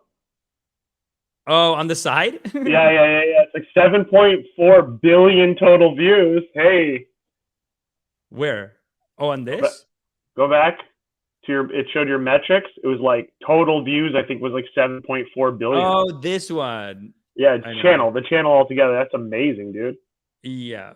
That's not our channel. That's their channel, but that's fine. Our channel's like that too, though. It has like. Prior okay. 1900, instead of including all Black Americans, regardless of lineage. So what that means is nearly 200,000 Black immigrants in California who hail from places like Africa and the Caribbean. Yeah, I thought they would be saying like, because right now what they're going through is they're like just picking who to exclude. So I thought it would just be Asians, but actually like you have to show lineage to the thing. But also they haven't paid any of this money out. But like show lineage, like there's states where like a lot of people don't even have ID and therefore can't vote. And then you're gonna ask like a former slave to like pull out like family trees and fucking like slave purchase agreements from 1700s. Like how are you gonna? No, I think they just assume that if you don't have like if you can't trace back to Africa. And if you're in, so I think it's like California citizen. And if you can't trace yourself, like if you're not like a recent immigrant from Africa, I think they just count you in. Okay. Yeah, which is not bad. It's I like- mean, it's like- still going to take time to do it. And California has like, this is the thing. Like, I love it. I love it. California has like no money though. They're like such a bankrupt state now. People are They're saying- the biggest earning state though. They make the most money. They do. They but it's have always- money. They it's have always- money. It's just wasted on bullshit. Yeah, that's the problem. It's like, it is very corrupt apparently. Throw it on this instead. Yeah. Yeah. Newsom, dude.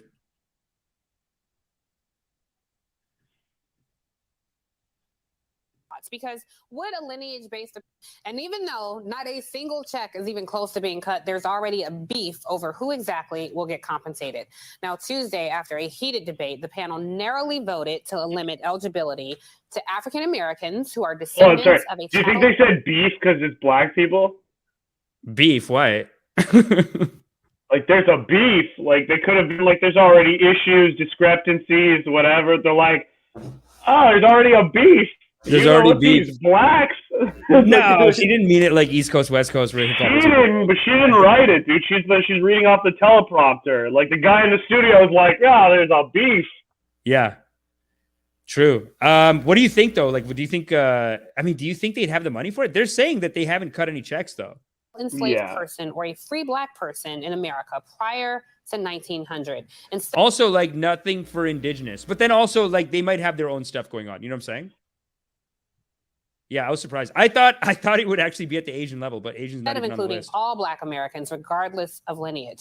So what that means is nearly 200,000 Black immigrants in California who hail from places like Africa and the Caribbean could potentially be left out if there is ever any money at all. So let's get into this. Yeah, but basically, like they're talking about like there's like pro and con. The other guy that's on it basically says like it's not like it's like one person, both are like positive, nice, whatever, but one's basically saying like it's just unrealistic. Like the second guy. Well, what is it going to be, like $1,000? I don't know. Like, That's here's the thing. $1,000. Sorry for enslaving your whole family. Yeah. You know, it's like, how do you even put a price on that? Here's $1,000. Sign here, and you're okay with having been a slave. I guess so. But you know, that's always the issue with even like the logistics of it. Like even with the Brits, right? It's like, okay, pay back. Like I guess there's people doing calculations on it, but they want it's like the payback, and then who do you give it to? You know what I'm saying? So like even with that's why in India they don't even they're like, who cares? Just go and we'll dominate you in the market, which I feel like they're doing. You know what I mean? But they kind Shout out to Tata. Tata's kill it. Tata India, one of the biggest companies in the world. Yeah, they're going to be like the next like Bilderberg, like or huge corporation in the world probably. Amazon or something.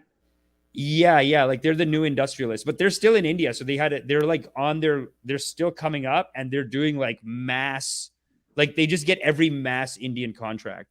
They own a bunch of stuff in Canada too. No, they do, yeah. I mean, I think they bought a bunch of steel mills here. They're like Different sectors too. They're in hospitality too. Yeah, they have like a consulting group. Like basically what's happening is like the British people went and did India.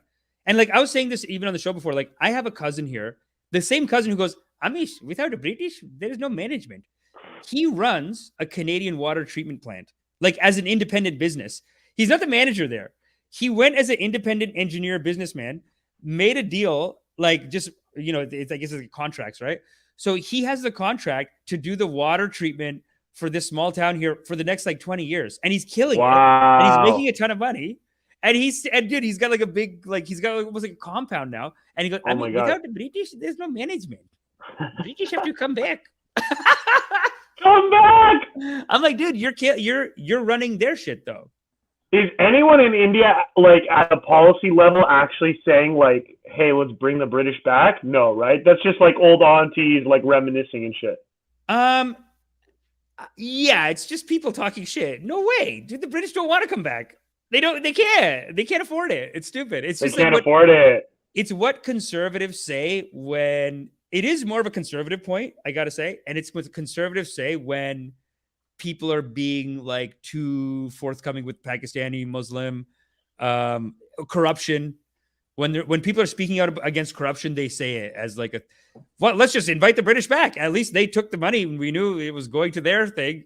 This is just going to this guy's house. This guy just has a mansion or whatever. Like they'll just do it as a rip for that, like anti-corruption rip. But yeah, now even the conservatives are like, get the fuck out, you know? Good point, Natasha. Yeah, they should put the money into housing, business, college, whatever. Like, spend it in the community. Like, put something long-lasting. Buy some land that, like, you can let them, like, develop or something like that. It's early you just give people money, it's like... Yeah. Sorry, go ahead. No, I mean, if you give people money, it's like... Maybe if it's like you're going to get money for life, like, monthly... That could be something. I would like that. Like that. I don't mean for me. Like that'd be something that I think could be sustained. Like potentially, like have more of an impact. You just give everyone like $1,000. Like they're just. It's gonna be done in a second. It's like, what did you just sign for that $1,000? You've signed off on like your ancestors being enslaved. It's all good. Give me $1,000. Call it even. It's like kind of like cheapening the whole thing. Yeah. It's got to be like big long-term infrastructure and like correcting infrastructure and stuff like that. But what the other guy was saying in that clip was that it doesn't address anything after slavery too. So it's weird. Right. It's like it's got to be Jim Crow, segregation. Jim Crow. Yeah, none of that is represented in this at all. It's redlining. See, yeah, like that's like a clear thing that you could. The school to prison pipeline is still.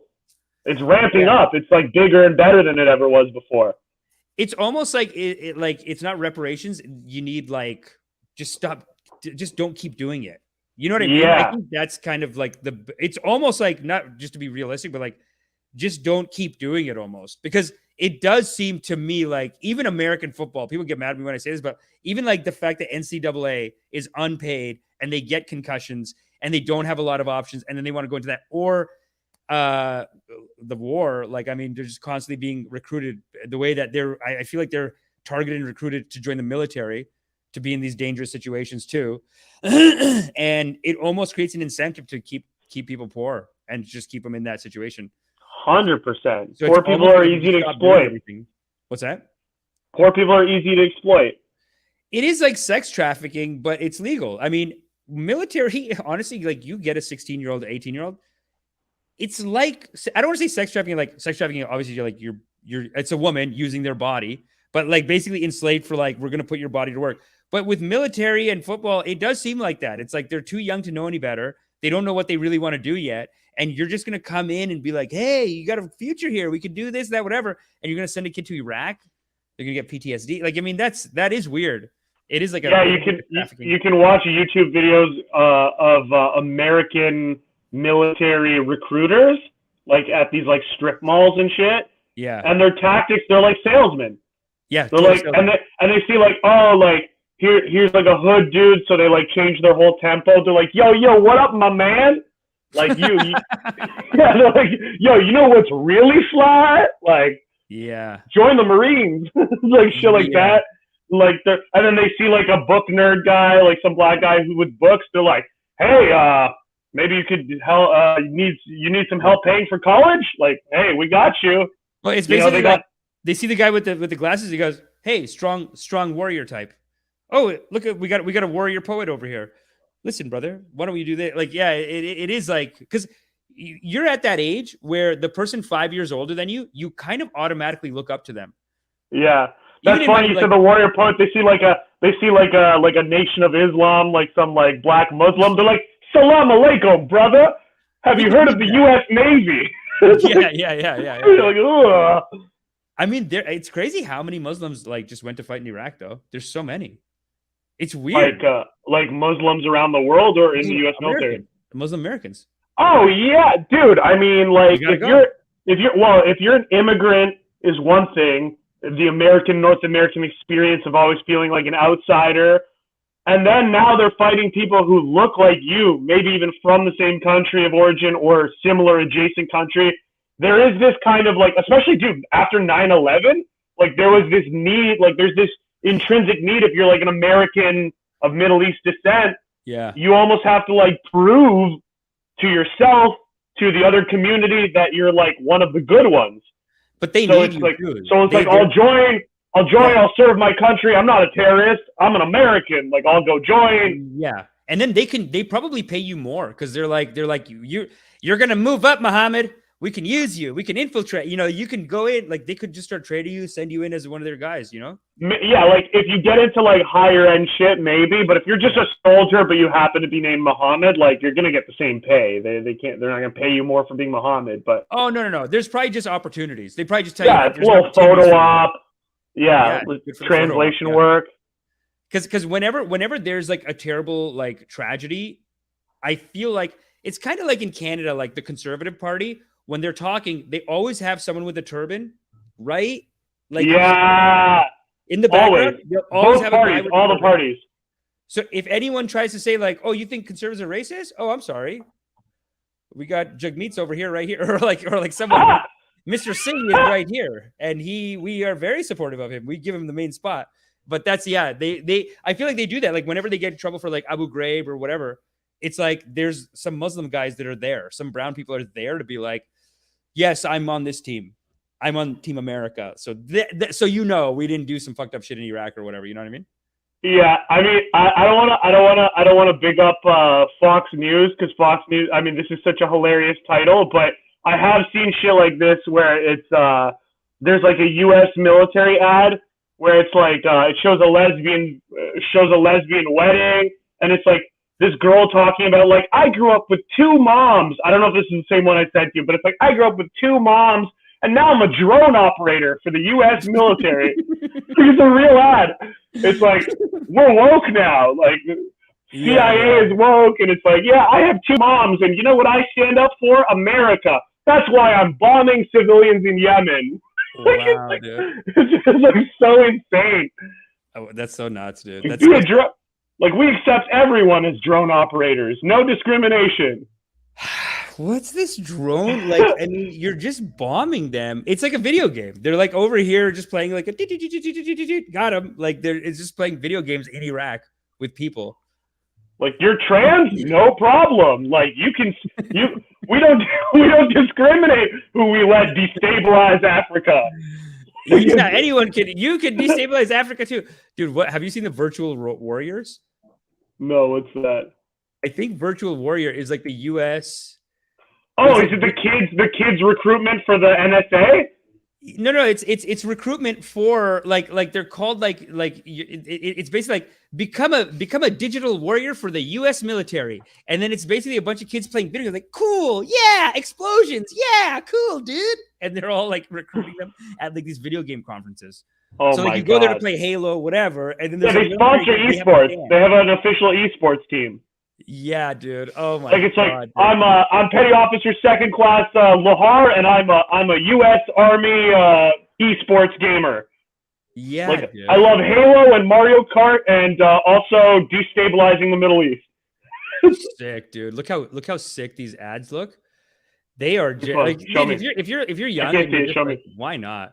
But Natasha Razor is in the Navy in our audience. But like, dude, nice. Check this out. How sexy is this ad? Navy veteran.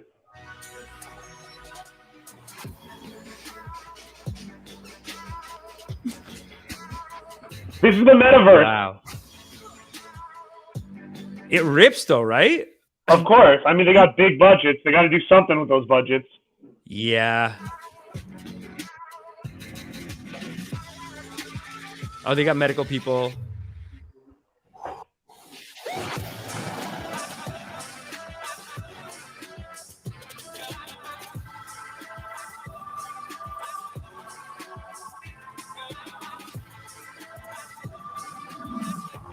Wow.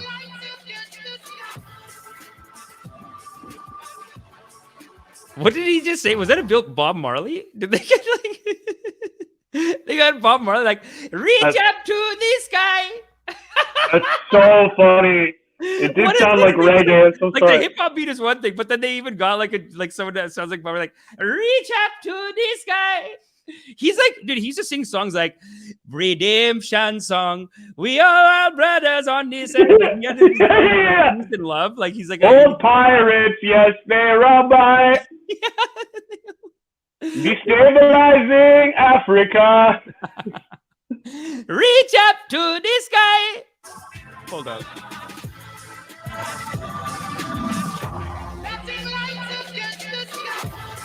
Yeah. Touching light up in the sky. Light up in the sky, man. Yo, well, that's a missed opportunity. They should have used Sister Nancy. Bum bum. Yeah, but she would never let them, dude. She's dude, everyone stole her music for the last like 40 years. Adidas, Puma, everyone's used it. She never gets any money. Bum bum. What a bum bum bum. That would have been so funny. It's like me go for a tour in Iraq 6. Da da da da. Bum bum. What brought to you by the CIA. They go. Me I kill them Muslim for America. Bum bum. I go over Iraq. I say bum bum. I want bum bum. You all so silly now. Bum bum. You know, like, and me I destroy them Syria now. Bum bum. Bum. They just ripped, dude. They just tore this country apart. What are they doing? What does it say? Gaddafi, bomb, bomb. I don't even Bashar al-Assad, bomb, bomb. Saddam Hussein, bomb, bomb. Yo, watch out, bomb, bomb. This nation never trouble no one. Me America, not their man. Me say I try to create. So stupid. Oh. So, and then imagine at the end, it's like you're like with their whole woke, like we accept everyone. You see like a Rasta, like a full dreadlock Rasta, but like in like U.S. military that's camo. On this one, they should have had the. That's next, yeah. Someone like a Rasta smoking a joint, and he's like, "Yes, sir, me I tell." Yeah, you know what I'd like to see is like you see a tank open, like he just popped up. Like, me and them reach up to the tank opens and like smoke comes out. Yeah, he's high. It's like a Rasta with like a chalice. He's got like the frankincense and shit. Me and them reach up to this guy. The rhythm of the artillery. I can't believe that So Chet Hanks got canceled. Have you seen Chet Hanks? Who's that? We'll see him in a second.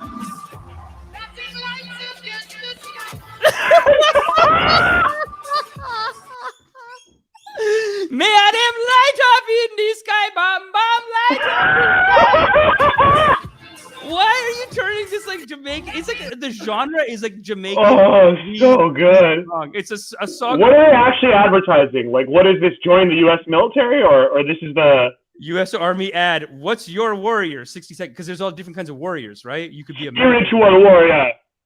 These are the. I think. Yeah, warrior for divinity. I am an warrior poet. Dude, imagine they just come to him with $10 million. Hi. Hi, we're the CIA. Hi, did you write the song Kill Them Colonial Bam Bam Dead? We love the hook. We love the hook. Killing them colonial white man, bam bam in them head, and we really like it. And they just took out the one line.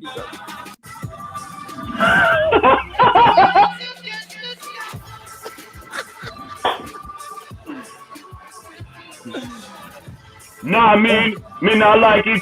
Ethiopian regime. Nah, me not like no Mussolini, like the Damian Marley, Damian Marley Nas song. You go, may I kill them Iraqi too, bam bam. Syria, bam bam, and you bam bam. Iranian next, bam bam. That's so silly. Oh fuck, Big that's Chip so funny. Buffalo Soldier. Yeah, it's like Buffalo Soldier. Buffalo Soldier should be a U.S. military ad. Those were U.S. military fighters. but missed opportunities, man. Yeah. I don't know. Yeah, who knows? If they did, I mean, I don't know. Maybe they could have. But what a silly ad, dude. That's so funny. Dude, I served in tax-free zones, advanced, ended 22 years AD.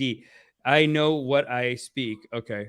Someone's fighting in the audience here, but we got this. There are drone operators in the military that control mortars from the USA. Damn. Yeah, it's all in Nevada and shit. I know, dude. They're just like sitting in Nevada, fucking. See, yeah, they pay out more depending on the language you speak. That's true. Yeah, but Natasha Razor, I'm a Navy veteran. I don't know why I'm reading. I'm just like reading whatever I'm thinking about. There's hundreds of thousands of people that are life. What's that? More white men died in the military. Yeah, but that's because there are more white men in it, period. We're not listening. We're not trying to hate, we're just, it is a silly ad though. I mean, the ad is silly. And also I mean, this is the complexity of life, right? Like, I mean, you look at something like David Goggins. Have you heard David Goggins at all? Yeah. I love David Goggins. I think he's so good. And technically, I do think it's war propaganda. I think what he does, I think what all these guys do, these Navy SEALs come out and they go, the American military made me a man. It told me to do that. Okay, Goggins, not so much. Goggins doesn't touch it. But a lot of these guys are come out of the U.S. military and write these motivational books. And then it'll be glorifying, I learned everything I know from being in the military and fighting. And I had to kill someone, but it was the right thing to do and this and that. So it's it is too bad. It's still something worth criticizing. You know what I mean? Military should always be criticized. It's a racket, man. They're making so much money. I know a lot of people in Canada and the States and other countries who were in the military in their country. They maybe they got university, maybe they didn't, but it taught them discipline, taught them life skills, leadership skills. That's all great. That's all great. There's no issue with that. You know what I mean? And for a lot of people growing up in a poor area, less opportunity, this is a way for them to get a lot of things that they wouldn't have in life. So Natasha, we're not doubting you there. That's true. The problem though is that where are these opportunities of bettering your life for someone who doesn't want it? If you're in the hood, you're poor. Why is it that football in the school or military are some of the few options that you have? You know what I mean? If there was 20, 30 different real tangible options of bettering your life and the military is just one of them, that's fine. But when it's a lot of people, that's the only way that they can get out of the hood or whatever, that's when you say this is planned. This is hey, let's keep opportunity low so that people are more exploitable and more likely to join. Planned, someone's exploiting it. It could be planned, but it could just be I'm exploiting it. And now that I'm already exploiting it, it's almost in hindsight, it's planned. It's now that I'm exploiting it, let me keep it going. And so you see that with prison system stuff. You see that with just military people who want to keep going to war, who are okay, I make the bomb, so I'm gonna I'm gonna give money to the senator who's gonna do another bombing or whatever. You know what I mean? Even the way that they bombed Syria, it was not even during, I think it was during Trump, there was a illegal bombing of Syria by the Americans. And I think it was just a sales guy, honestly. I think a sales guy probably called someone in the military and said, listen, man, our sales are down. You need to drop some goddamn bombs right now. And then they just bombed Syria. And there was no congressional hearing on it. There was nothing. Nobody talks about it because they're so involved with MSNBC, CNN, whatever. And then I guess the Republican side doesn't care as much. But the Syrian bombing that they did was totally illegal. They just did it. And it's you just have a bunch of people who it benefits them financially to just drop a bomb. So think about what you're doing, man. You're making a bunch of warmongers. Even if they don't think that, they wake up thinking they're good people. Their brain is scheming all the time. It's mental gymnastics. It's also when you bomb, when you use artillery, you're using your old inventory first. So for every bomb you drop, it's an old bomb, and then you immediately have to restock and buy a brand new one to replace it in your stores. Yeah. And the Americans, and this is what I mean by war propaganda in a lot of these military books, in Jocko's book. So Jocko was in the Iraq war, and he talks about this and a lot of military people talk about this. They're trained like this, that you have to just keep engaging the enemy. So I guess my thing is okay, it turned a lot of people's lives around. It's helpful to people.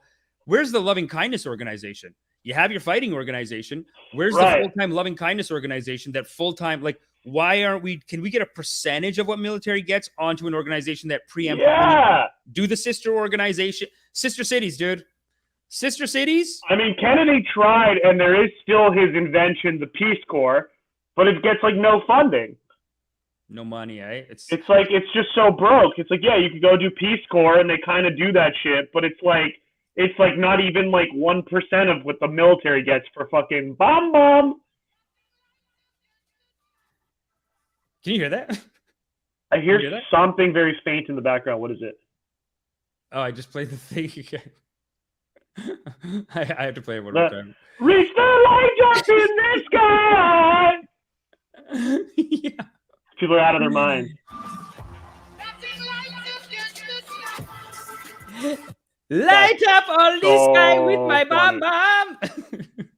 That's so funny. Where is this? I don't want to press play because it's. Oh, here. Hold on. Sorry. Fuck. Is that playing? No, I can't see what you're playing. You have to send me a link, and then I gotta open it. You can't. Okay. Like FoxNews.com, Army recruitment. No. Here, I just want to show you the actual. No, but this is actually a great link you just sent me too. Like, let me just see. Hold on. Fuck. I got too many. I mean, while we're on military, like, this is pretty silly. Like, why? Okay. Army recruitment video features the lesbian. No, not this. We not get the military idiots on all this woke shit. Like, what? No, hold on, but go down. I got it. I sent it to you. It's the one below this. It's the same article, but they reference it. But I just sent you the direct link. It's the actual ad. It's like the lesbian mom ad. Yeah, this. But I just sent you the link. It's here. Oh shit. Okay, hold on. It's the lower YouTube. Is it that one? Emma, The Calling. Yeah. Oh, let's watch it. Let's watch it on the Fox News website. Yeah, it's so good.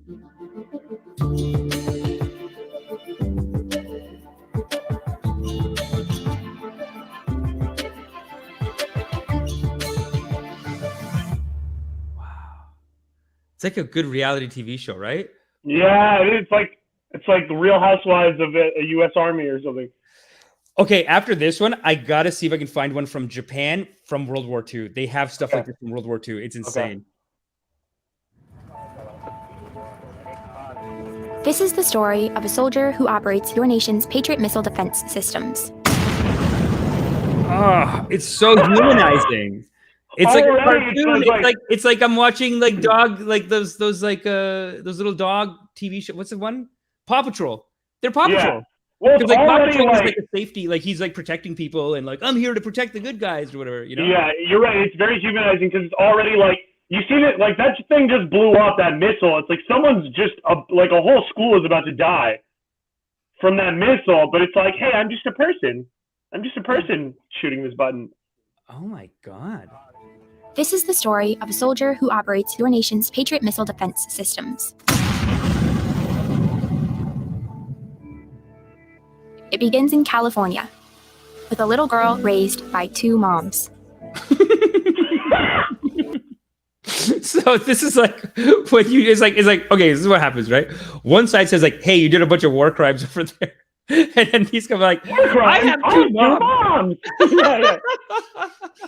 Oh, he goes, so bad, dude. I have two moms, and then the other guy goes, light up this guy, bam, bam, bam. Diversity in military, bam, bam, bam. Emma, it's my sister's name. Although I had a fairly typical childhood. That's how they get you, man. Emma, common name, so smart. Took ballet, played violin. I also marched for equality. Everyone knows an Emma, and oh my god, everyone knows an Emma who's like nice. You know what I'm saying? Emma is like a name that you end up being nice. Yeah, no, they spent like $4 million just to come up with like narrow it down to Emma. Yeah, I know, right? Like Emma, perfect. I've been defending freedom from an early age. Oh wow, defending freedom. Okay. When I was 6 years old, one of my moms had an accident that left her paralyzed. Doctor said she might never walk again, but she tapped into my family's pride to get back on her feet. Eventually standing at the altar to marry my other mom. With such powerful role models, I finished high school at the top of my class. By the way, I think it's great that lesbians are getting married. I fully support the community. Obviously. We shouldn't have to say. We shouldn't have to say. I don't like this military jumping on. Dude, we grew up in Toronto. Like we like that shit's like. It's like, oh, you're okay with gay people? Like, yeah, what is this, 1991? Like, of course you are. Like, we're so progressive, dude. It's just these military guys, they're using that. They're cashing in on it. It's cheap. It's so sad. This isn't love is love. This is death is death. So Class, and then attended UC Davis, where I joined a sorority full of other strong women. But as graduation approached, I began feeling like I'd been handed so much in life, a sorority girl stereotype. Sure, I'd spent my life around inspiring women. I'm 150K in debt and there's no job prospects. So I'll join the war machine. That's the real story, I guess. Eh? Yeah. Like they're offering me a 30K a year job and I have a 150K high interest loan. It's more, it's like 100K a year. How much is UC Davis tuition? It's probably 100K a year. It's like you owe like 400K. Yeah. No, I mean, I think you're focused on the wrong things. You know what I'm saying? Like she's worried about like these. It is so like weird because I feel like they're gonna play this off as like, as the children of lesbian parents, there was just no place where I could feel included. So now I hit a trigger and launch bombs at fucking brown people. As the children of lesbians, like I just didn't feel at home until I was dropping bombs on people in Iraq. And that's the only way I could live. That's where I feel like it's going. But I really achieved on my own. One of my sorority sisters was studying abroad in Italy. Another was climbing Mount Everest. I needed my own adventures, my own challenge. And after meeting with an army recruiter, I found it. A way to prove my inner strength. By the way, this is all sick. And I think we need to have organizations that do this without like the end goal is murdering people. Like, why can't we have a Peace Corps? Like, it is like you need the loving kindness. You know what I mean? Like they literally just, you set up the sister schools, do shows. Why? Why is like billions of dollars being spent on this? And maybe shatter some stereotypes along the way. I'm U.S. Army Corporal Emma Malone Lord, and I answered my calling. Oh, it's real. That's a real person. Well, right? I mean, it's probably an actor, but maybe it's real. Who knows? Whatever. It's hard to tell. Yeah, no, that's a very good. Like, they did it in the cartoon, and then they switched over. Wow. It's like literally. It's like, you know, I don't want to give spotlight to Tuckle. I just Googled the army ad, and like they came first. But it's like, yeah, like what, like who cares that your parents were lesbians? Like you're fighting a war that's probably not in need of fight. You know, it's like so silly. Like they should have zoomed out. They should have zoomed out, and at the end, that Patriot missile battery has like a "Love is Love" sticker on it. Oh, where was that? Oh, on that. No, they should have. They should, because it showed like now I operate this Patriot missile, and it shows it. The thing is, it shows it firing too, so it doesn't show where it's landing, but it's not firing into the air. Like that's death in that moment. Yeah, you're killed. Yeah. And like you know what I mean? We're not going to. It was like her having a gun and being like in a firefight, like shooting the weapon. It's like now I kill people. You're like, okay, cool. Yeah. Glad you had two moms and went to sorority or whatever, but like why are like let's not attach your murder to lesbianism. You know what I mean? And like, yeah, it's almost like a diss. It's like a diss to the lesbians almost. Like, I know. Why are you dragging them into this? It's like I was raised by two lesbians, and the only place I felt at home was murdering people. What are you saying? it's bonkers, man. It is, yeah, it's ridiculous, man. Plus, she went to as someone who knows a little, like it's like she went to university, but she's only a corporal. She's not even an officer. Yeah. So what was the university for? Like typically, you need to be if you want to be an officer, you have to graduate university. Yeah. So she could have been an officer, but she didn't need the 400K debt to be a corporal. You could just go join and be a private, and then you'll be a corporal. Yeah. No, and I don't doubt like there's like a lot of fun stories. Let's see what Natasha's saying. Patches, the USA does not need to draft. The military reserve forces have over 200,000 people. Most Americans are too fat, on ADD medication, have criminal records to be drafted to fight. Interesting. Yeah, the draft, I feel like they stopped doing it after Vietnam because it made them so unpopular. Because it was just like drafting people, like people just really get pissed when you draft them. So I think that's what I heard they stopped. But now, I mean, there's this too. Like people are just out of shape. And yeah, they have like way too many people. And they have computers doing all of it. Like they just need one guy flying a drone and the drone will do the work. You know what I'm saying? Like it's not like you need 20 people out there. So yeah. This is a great clip though. I think you'll like this. This is honestly like we're trying to model our ashram after this guy a little bit. But Joel here's the Osteen? problem with this guy. What's that? Joel Osteen? Nah, dude. This is Arnab Goswami. This is guy's doing the RIIIPS in India right now too. Let's watch. Look at his intro. I love this guy. I know this guy.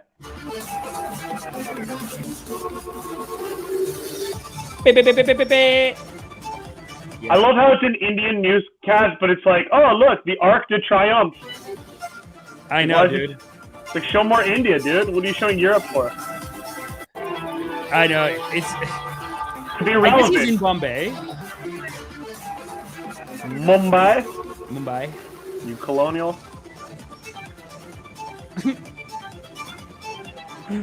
Yeah, I want to have like footage coming from the digital. Look at that shot. I love it. Hey, fuck you! Fuck you, India is number one. Fuck you. On the debate presented by Amity University. I actually haven't used it yet once, but... RP Sanjeev Goenka Group, Century Ply, and B1. The karma cam, dude. I got a side cam. Let's rip, baby. Good evening, viewers. This Sunday evening. Oh, this one he came in late. We have thousands of viewers writing in from Europe and America, watching Republic these days, and they say to us that we need to go global. We're getting so much appreciation from viewers across the world and, of course, across India for our coverage. Dude, it's such brainwash, dude. Like, he just opens with, like, the people are telling me I'm so great. The whole world needs me. So basically, the way that this guy's show works, this is his network, by the way. So the way that the guy's show the whole network. It's his show, dude. He ripped it too hard at places, and then he just had to go and get bigger and bigger until this is like, it's like I'm sure he has investors or whatever. But basically, the way that this show works, it's called The Debate. It's like there's a debate, but he picks a team openly, does a full monologue for that team, then does a whole montage for that team. And then when the debates start, he does the opening statements for that team, and then he gives it to someone on that team first, and then they basically yell at people on the other side. Amazing. It's yeah, it's wild, dude. I've seen clips where it's like 20 people panel, and they're just all yelling over each other. I love it. It's so chaotic. And for the way in which we are telling you the truth which is being concealed on both sides. For the truth sometimes needs to be heard. And Americans are listening. India's motto, truth above all. Truth above all, eh? India's motto? Yeah, that's the motto of India. Oh, volume NC 1,000%. Sorry, dude. Is it him or is it us? Let me play it a little lower. Watch on up live at 10 p.m. Sounds okay to me. Oh, this one has the full intro.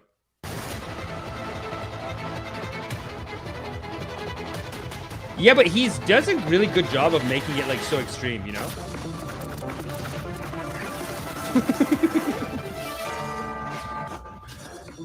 This one will go hard. They went so hard on the graphics. They got like 20 Indian Fiverr employees just going like, give me everything. They got to. India's foreign policy becomes... Sometimes he comes in ripping. Arnab Goswami on the debate at 10, powered by Green Lamb, Apollo 24/7, and It's a little loud. Mobiles. It's not crazy, but...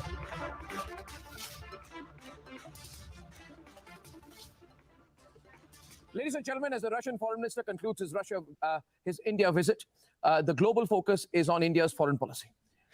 Well, you know what? He hasn't been yelling lately, I guess. He usually yells. He usually yells like crazy. But I'm going to have to find you some clips.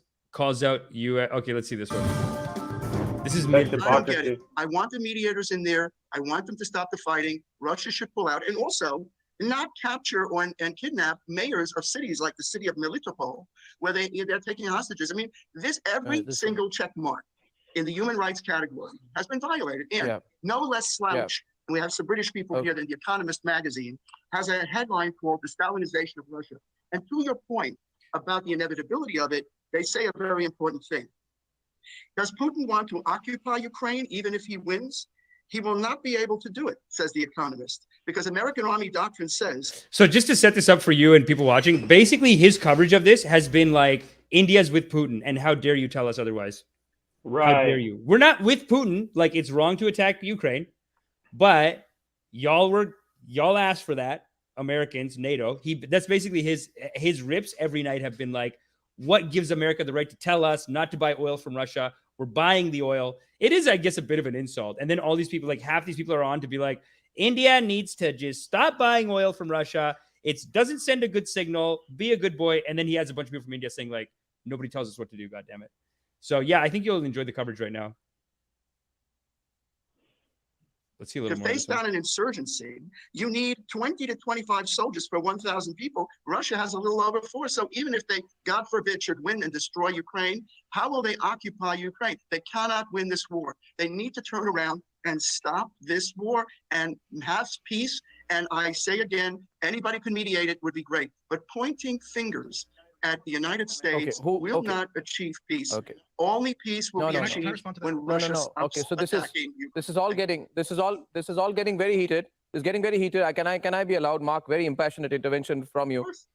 You know, but as a good citizen of your own country, Michael, I think that you should as a responsible citizen of the free world, rip 'em.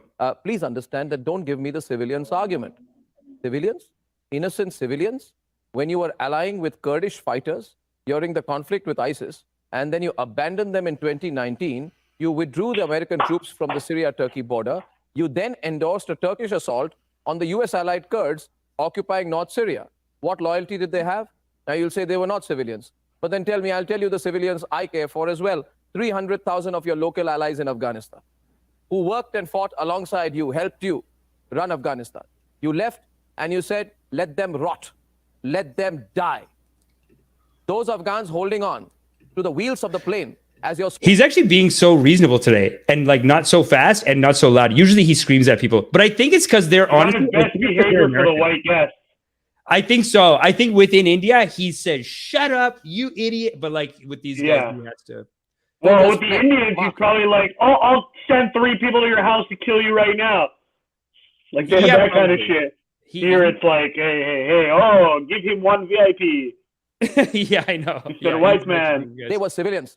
The ones who hung on and fell from the sky, they were civilians. So please don't tell me either about democracy and don't tell me about civilians. Now, Michael wanted to respond, but okay, so I'll open it up. But I just feel, I know America talking about civilians. I mean, you have no loyalty. You use allies and abandon them at your own sweet will, and you leave them to the dogs. Much like, you know, yeah, he does rip. He does still ripping. Fire. It's actually more fire like this. Usually he sounds too crazy, but this is making him very reasonable. I gotta do it like that. Like in my stand-up, I gotta like tone it down a little bit so I can be more fire with what I actually say, as opposed to I go in there a lot like, they're killing people in Yemen. It's like too scary, you know? It's like too scary. Yeah, you want to be like a Britisher, like a American. The biblical Daniel was thrown to the lions. The USA abandoned its allies, but you know, you have to understand out here. You leave people to be devoured, and you use them. And I can also tell you this, that look at the way the mercenaries are fighting the war. I don't want to tell you about your war business because you'll get irritated, but Michael wants to respond to you. The fact is that you don't believe in democracy, Mark. You only care about oil. All about securing our oil supplies, the highfalutin... That's a good rip, eh? He's ripping over there. It's a weird situation. They usually love America, but in this situation, because they want to buy oil from Russia, they're just coming in hard against the, like, listen, man, where have y'all been, man? Because America has been supporting Pakistan this whole time, giving them like $6 billion a year for military spending while they attack India. Because Pakistan has the coast. Pakistan has the coast, yeah. It's very strategic. It's very strategic. Indian Ocean. And Pakistan is also, I think, more like they can do more damage into Russia or something like that. So, and also they can do more damage into the Middle East. It's like if they just ally with India, they're connected to Afghanistan too. This one they have right beside Afghanistan. So if you have a couple of geopolitical reasons, they've just been helping Pakistan this whole time. They don't really, India is for the first time saying, we will not take it. Good. Yeah. I mean, India could be the next superpower. That's what a lot of economists say. I wanted to show you one thing from Pakistan, actually. But how you doing for time, man? I'm fine. I'm chilling. How are we doing? We should plug the show real quick before we get into this, because I got another clip from Weon. But everyone, make sure you... If you're in the Toronto area, April 9th, go to Free Times Cafe. There's an 8 o'clock show and a 10 o'clock show. Slap back comedy. That's at Free Times Cafe. You can get all your tickets at vandadk.com. That's vandadk.com. Or you can also just find us in Eventbrite. Amisha's got the link right here for you. I'll probably be good enough to put it in the YouTube comments. Let's see. I got the Eventbrite link. Where's the Eventbrite link? Oh, here we go. Yeah. Eventbrite link. Make sure you get your tickets. Come to the show. Hear the rips. Hear the stand-up rips. You can follow me on Instagram at vandadkcomedy. I'm typically going back and forth from Montreal and Toronto. So if you are in the Montreal area, check me out there. But more importantly, just this Saturday, Free Times Cafe, Slapback Comedy, featuring Amish Patel and a lot of other hilarious comics. 2 shows, 8 o'clock and 10 o'clock. Tickets are already selling fast, so do not wait. There might be some at the door if there's any left, but probably not. You should get them right now. Last show we did there, honestly, was a rage. Banger. Such a sick show. Literally, that was one of the best sets I've had in like 5 years. And it was so good to come out of COVID with that set, man. People were like laughing so hard. It was like reverberating. It was a good community. It was like I couldn't even explain how good it felt. Like even before I started a joke, I was just like, "Hey, it's good to be back home in Toronto where not everyone's white." Boom! Like standing up, like just a huge applause break just from that. So I mean, fuck. Yeah, they were like so into it. Was just like a crowd that was like so into the show and they were loving it. But we create that feeling, you know what I'm saying? Slapback comedy. So Slapback comedy, you made this poster for the show on Saturday. Is this in reference to Will Smith? Kinda, yeah. I mean, I was talking with you about a name for a show. I had a prototype, unused, another one for like Your Freedom is Showing. And it was like a mic holding up a mask and it's like burning. Wow. But I was like, I didn't want to invoke like the whole trucker thing, and like I just wanted to get away from COVID. So I was like, what else can I do that's like kind of topical or whatever? And then the Chris Rock thing. So I was like, okay, Slapback comedy. Nice, dude. Just a silly name, but it is silly, I think it's kind of good. It's good, and like honestly, we should do some updates on some ongoing stories here at the Digital Ashram. Wait, let's read some comments real quick. But it is one of our ongoing stories. We covered this. This is actually a thumbnail from a couple of weeks ago behind us. But let me find the actual thumbnail. But can you read some of these comments actually? Yeah. Can you see all the comments? Not oil. I see like them pop up once in a while. I don't know how to see the rest of them. But you not can't oil see is inside of like so if you go in StreamYard on the side, there should be on the right hand side. Comments. Yeah. Okay. So you can see them all there. Okay, there's so many. So I'll start here. Whatever you like. I'm going to grab something real quick. Okay. So delusional. Why would a company care? Who do you make love to? Okay, I don't know what that is. Guess what? The troops pay taxes too. Yep. I get that. But see, there's a whole war in Ukraine right now. And also China is on the move as well. Yeah, I mean, like, should they not be on the move? Should they just be stagnant and good little subservient Asian kids for you? Like, yeah, they're on the move. Like, what? We're running on low on people who can qualify to be special operation, though. Okay, well, most of it's going to be outsourced to technology and drones and shit anyways. Volume's good to me now. Okay, cool. It is crazy to me how little this invasion was planned by Russia.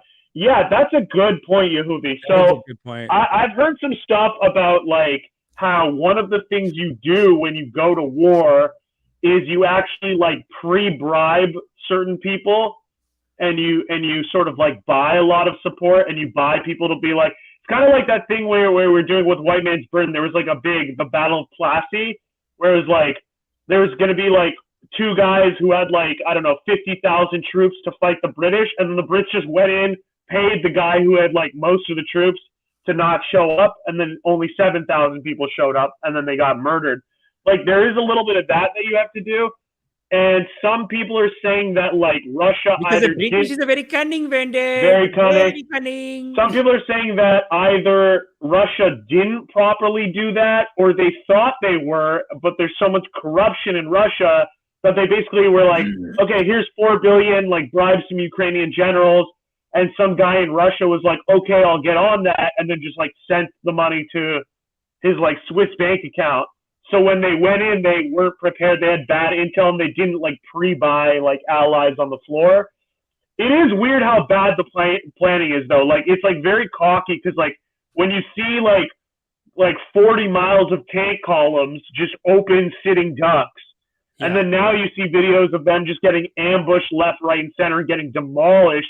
It is kind of like silly because you're like, wow, like Russia knows how to fight wars. Like that's like very stupid. So I think the intel was bad. They literally thought like the right people would be bribed and everyone else would just be like, see ya, and it'd be like a Crimea thing. So they thought they could just kind of march in there willy-nilly. Yeah. Whereas that's like obviously not the case. Well, they obviously got cocky this time. Like, you're not supposed to fight on 3 fronts at once. Like, it's so stupid to fight on 3 fronts at once. It's like, just you do one thing at a time. You got to be very conservative when you're fighting. You know what I'm saying? So I think that's cocky already. Now they're going back to the original plan, which is take the spot that's already Russian. It's like, take that from there. You might be able to strong arm that into whoever's local. And it's a combination of them running away and you taking land is how you can slowly take over a place. But like, to attack on 3 fronts, I mean, that is so ridiculous. And a bunch of his military strategists, like a bunch of his top generals were killed. But have you seen the footage of him having the meeting with his top generals? Yeah, and he's like sitting at a table that's like so spaced away. General meeting. That one, right? He's like on the other side of the room with them, or no? I think this is it right here. I saw one where it's like he's sitting so far from them. This is it. Yeah, he is sitting far from them. Yeah, it's basic. Like, well, first of all, look at his table and everything. So it's like he's like the king. His generals, they're like when I watched the PBS documentary about this, what happened is he's on one side of the room like a dictator. He is a dictator. I mean, he's vicious, right? So he's on one side, and then all of his top people, they're on the other side. They're shaking. And one by one, and it almost makes it obvious from the first guy. Like the first general goes up, says something, Putin kind of disses him. And then everyone who goes after is like, yes, invade Ukraine. It's his great idea. We will go in from all, and then he'll be like, I think he did this because then even with them, he'll be like, so we can attack from all the fronts. Yes, we are powerful enough to attack from all the fronts. We can do anything. We can do it all. And then this is the one guy that kind of disagreed with him. Like, well, this is the setting though. Like, it's all, these are like top people in the government here. And then he's like on the other side kind of, and they have to present to him. Oh my God. I know, dude. It's such a shit show. What a mess. It is the mess of like the arrogance of a dictator. It's like nobody can, dude, like you kill people who disagree with you. So you're it's not it's like the 79 Saddam purge. What's that? The 79 Saddam Hussein purge. Here, I found it. It's this recorded. He recorded it. They did it on House of Saddam, that HBO miniseries. Right. They showed it perfectly. They did, like, maybe you can find the clip from that because it's like in English. But that was based on a real. They showed it. They reenacted it in the show, but it's a real thing. He did in '79, where he filmed himself and he's sitting at this desk. There's like 100. Isn't that a documentary made by the British, like this British filmmaker, the James Bond director? He made him a documentary, and it's like the rise of Saddam, and it's like an action movie. Have you seen that? Oh, that's something else. I haven't seen that, but this is like he basically got everyone, all the top people, to show up. They didn't know why they had been summoned. It's all on film. Like I just put it. It's the link here, but they showed it in the HBO show, like in English. They reenacted it perfectly. But basically, they just got a guy to read out. He's like, I'm guilty. I was part of this like plot against you. You caught me. And here are my co-conspirators. And he just reads a list. You can watch this video here. But he just reads. It's got subtitles too. I just sent it to you. Where is it? The opening scene from this? No. It's this. Wow. This is the real thing. This isn't the House of Saddam. This is the real thing filmed. But so you're saying this is 37 minutes of him. Like, you can skip a little, but it's basically, it's like, okay, so, like, the next guy's this is Saddam. He's like, hey, we found out some shit. They bring a guy up. The next guy comes up. He's like, I'm guilty, Saddam. Please forgive me. And then he reads a list, and the list is, like, half the people in the room. Oh, my God. And then as it's happening, these people are coming and just taking these people away, and it shows it. And then you keep reading the names. It's so many names. So everyone's just like everyone's shitting themselves because they're like, well, who's next? Who's next? Yeah. And then you hear people go like, I did nothing, and they're getting taken away. And then everyone who isn't taken away just starts going, Saddam, Saddam, Saddam, like to show their loyalty. They all got murdered. They all got executed. Just the people that this guy named at the top. Yeah, but it's like half the room. Turn off the sound. We don't understand it anyways. But like you can 7 minutes though. Yeah, like look, you're gonna start seeing people just getting taken away. He's like, I did nothing. It's like, it is your responsibility to execute them. No, that guy just got up. That guy's like trying to save himself. Yeah.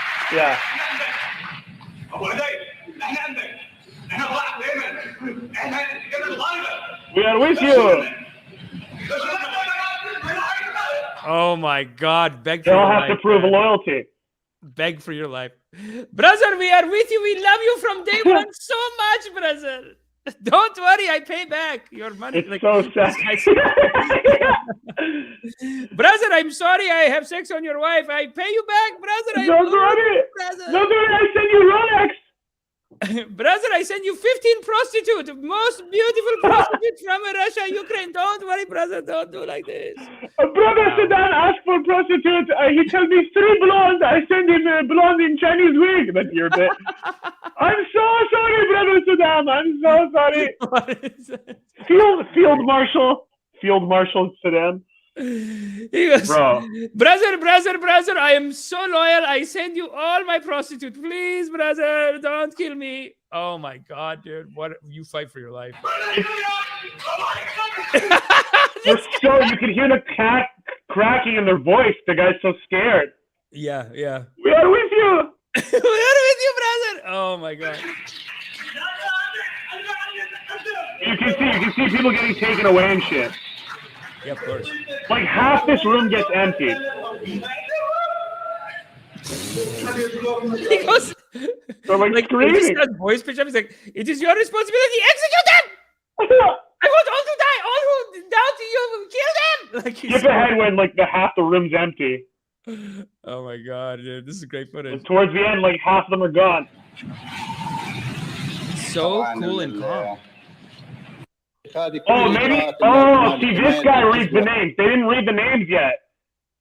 Well, see, that's the thing. First, he's just like, hey, there was a coup, and these guys are like, oh, but not us. We are with you. Half the guys that just said that are also on the list, probably. Skip ahead. Skip towards the end. Just like see when half the people are gone. Max Z says Arnab screams when the topic is Indian politics. It's so true, dude. I was actually looking for like a nice screamer. Sometimes he opens with screaming.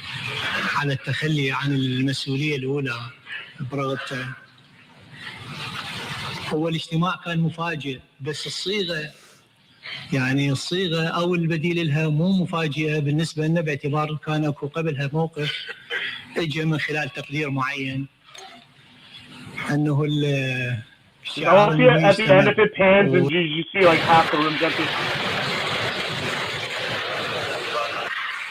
That's so funny, dude. The portrait of the president was here. Why'd you remove it? And they started clapping for that? Of course. They're going to die if they don't. Wow. يجب أن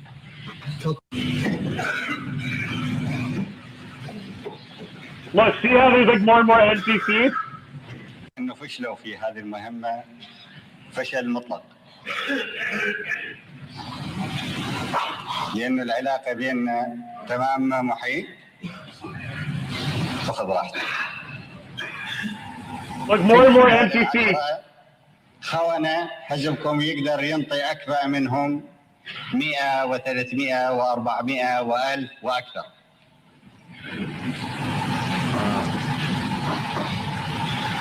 وبدالهم أيضا العراقيات يقدرن It's like an open mic or bombing.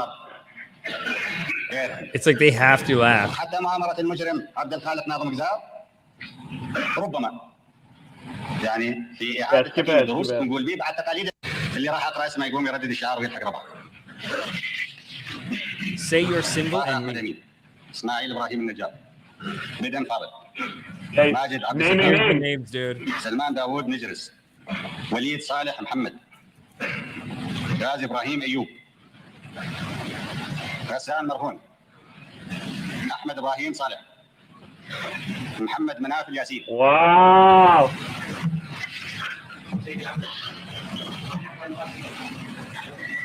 اللي يقرا اسمه Gee, I didn't do anything. هذا القاع. Smoking the cigar too. I know. حسن محمود طاهر فات المحي عبد الحسين بيش هم رايدين يغرون مكيفين يصيرون نواب الحافظ الاسد مع الاسف يصيرون نواب الحافظ الاسد. Haftar al-Assad, that's Bashar al-Assad's dad. See, this is the thing, because there's right before Saddam took power, Iraq and Syria were about to join and become one country. Wow. So he's saying like, oh, you don't want to work for me. You want to work for al-Assad. You want to work for Hafiz al-Assad. You want to be his deputy minister. No. Dead. Dead. Do they kill these guys in front of everyone? Not in front of everyone, but they all died, yeah.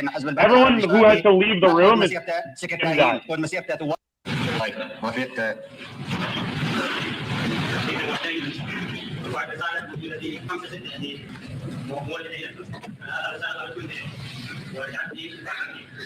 I need to rewrite it.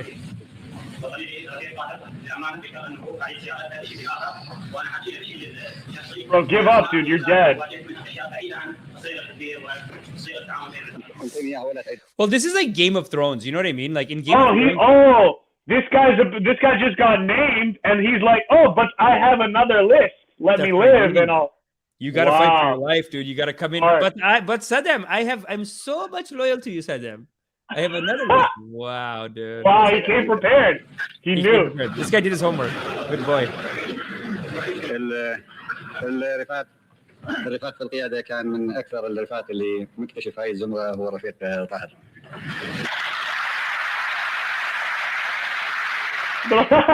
Don't kill me. يخابرهم بالتليفون يقول لهم ترى تكتلكم مكشوف وتامركم مكشوف ويطلب منه في انه يتغير.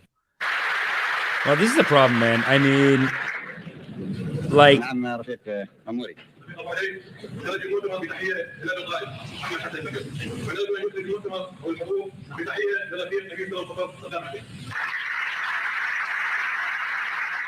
He's like, that's nice. Kill him. He said this is easy.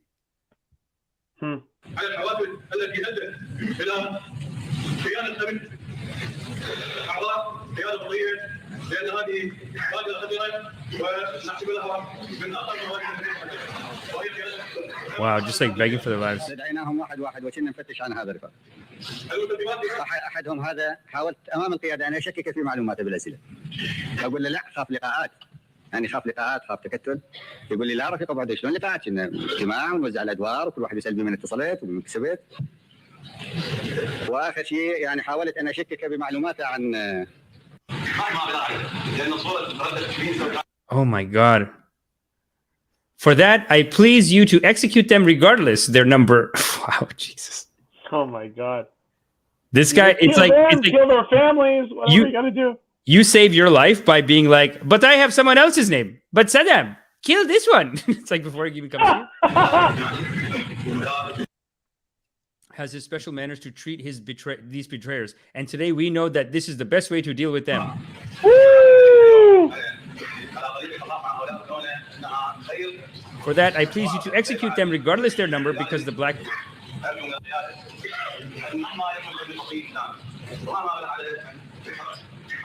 Standing ovation.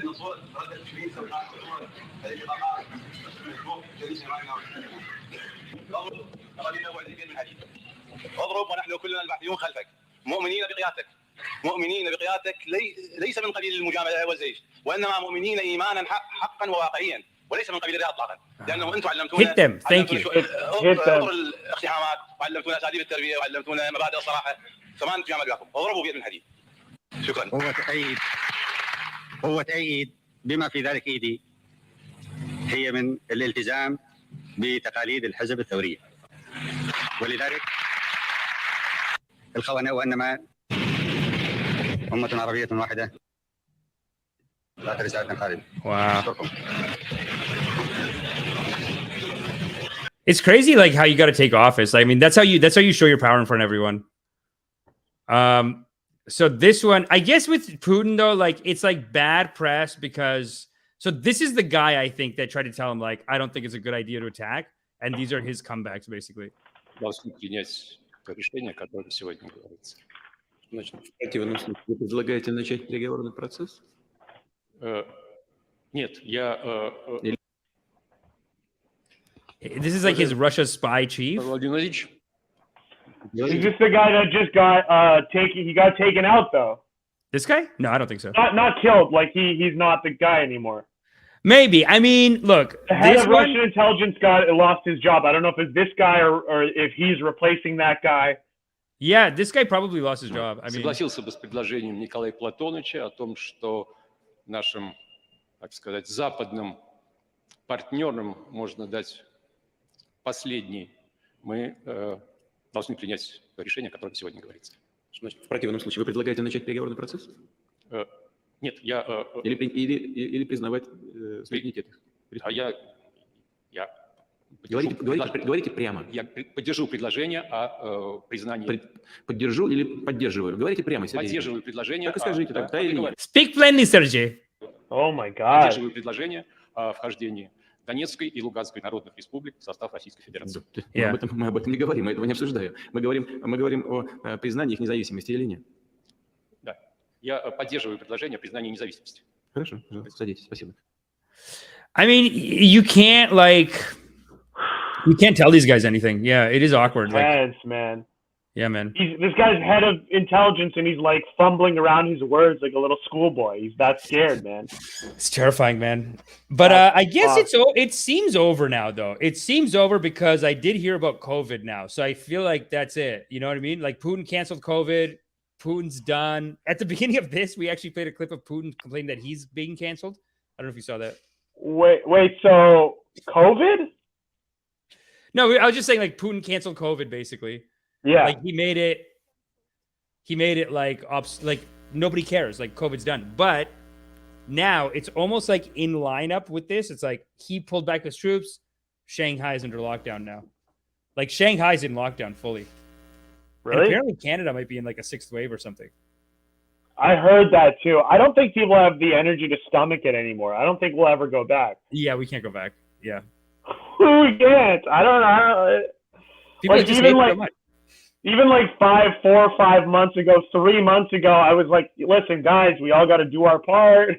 Yeah, I know. I was like, you got to get back. It's not just for you. You got to get the vaccine for other people. And now I'm like, fucking who cares, man? I want to do a comedy show.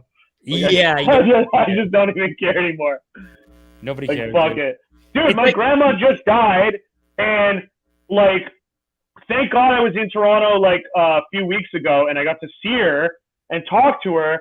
And finally, because she was like stage 4 cancer, and she was like they knew she was gonna die, all the family came, like cousins, uncles, everyone, her grandkids, like everyone came to see her. Thank God.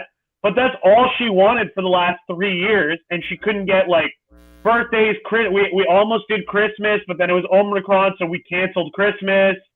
No one was able to come, and she was so sad and depressed about it that like I can't see my family, I can't go to this fucking, and everyone's like, oh, it's for you, it's because like you're vulnerable because you're old. And she's like, I've already lived like 90 years, I'm already old, like I might fucking die, like I just want to see my people. Yeah. Like, no, we gotta keep them away, because to keep you alive, it's like, how much longer are you gonna fucking live anyways? Yeah, no, you're done.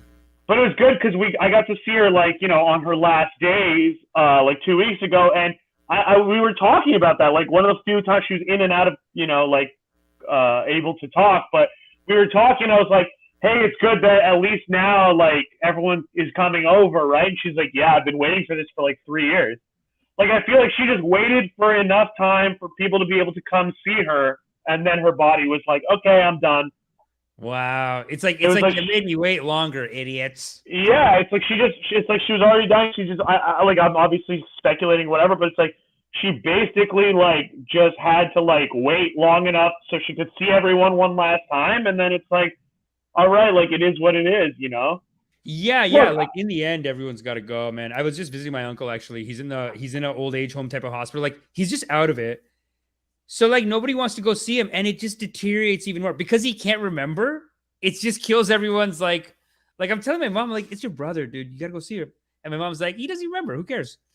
I'm like, dude, it makes him so, but they don't see it because they're just like, if he doesn't remember, I'm not helping. But that's not true, actually. I think according to the loving kindness teachings, you want him to be in good spirits as much as possible. Like, just those good feelings in his body are healing. They're good for him. Even if he doesn't remember you, it's better to have that because, man, he is just deteriorating. But not being able to talk to anyone, like nobody goes. Please, Morgan says she held on for an ungrateful family. It's not that they were ungrateful, dude. They're grateful. It just, look, like COVID scared the fuck out of people. And the media told us, like the Canadian media was like, don't see loved ones, stay at home, don't do gatherings. Yeah. And, you know, these are educated people. They're not like, we're not all like dum-dums, but like, that's what every scientist, the law of the land, every politician said that you're supposed to do. Like, maybe they were a little bit more adverse to risk. Maybe they were just playing it safer. Maybe they got a little scared too. Their intentions were good. Like, they wanted her to stay alive. They didn't know about the cancer. They wanted her to stay alive. She's vulnerable. Like, you know what I mean? Like, their intentions were good. Yeah. It's just a shit. I mean, we all basically got robbed of 3 years of our life, essentially. You think so? You think the whole thing was a waste of time? Any kind of like staying indoors, any of it? Because once we got the vaccine. No, I don't want to say that either. No, that's not true. Yeah. I mean, a good year and a half of it was good, and like we needed it. And but some people are just like, I don't care. Like, it is hard to explain to someone that, like, you know, you die eventually of something. You know, like at some point, like how bad it was started coming down.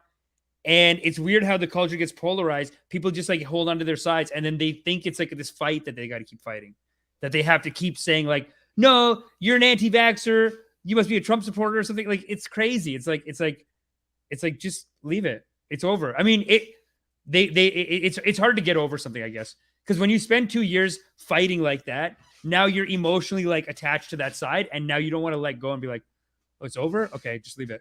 People don't want to do it. Yeah. It's too bad. Yeah.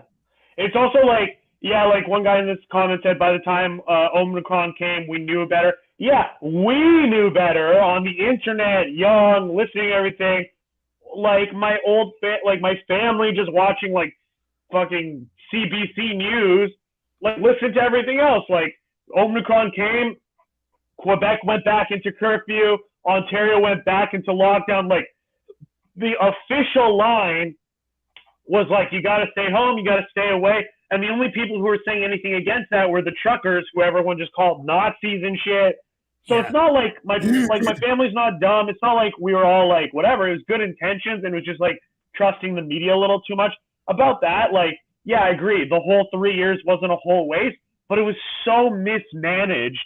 It was so badly managed with like it was like, okay, like, close everything down. I was okay with like close everything, close the bars, but it was like I was in Quebec. You have to be home at 8 p.m.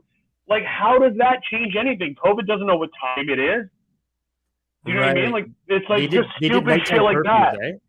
That's weak. It's like, what? Like, I can't go walk around socially distanced outdoors at 9 o'clock. I can't go for a walk in the park because COVID's going to get me.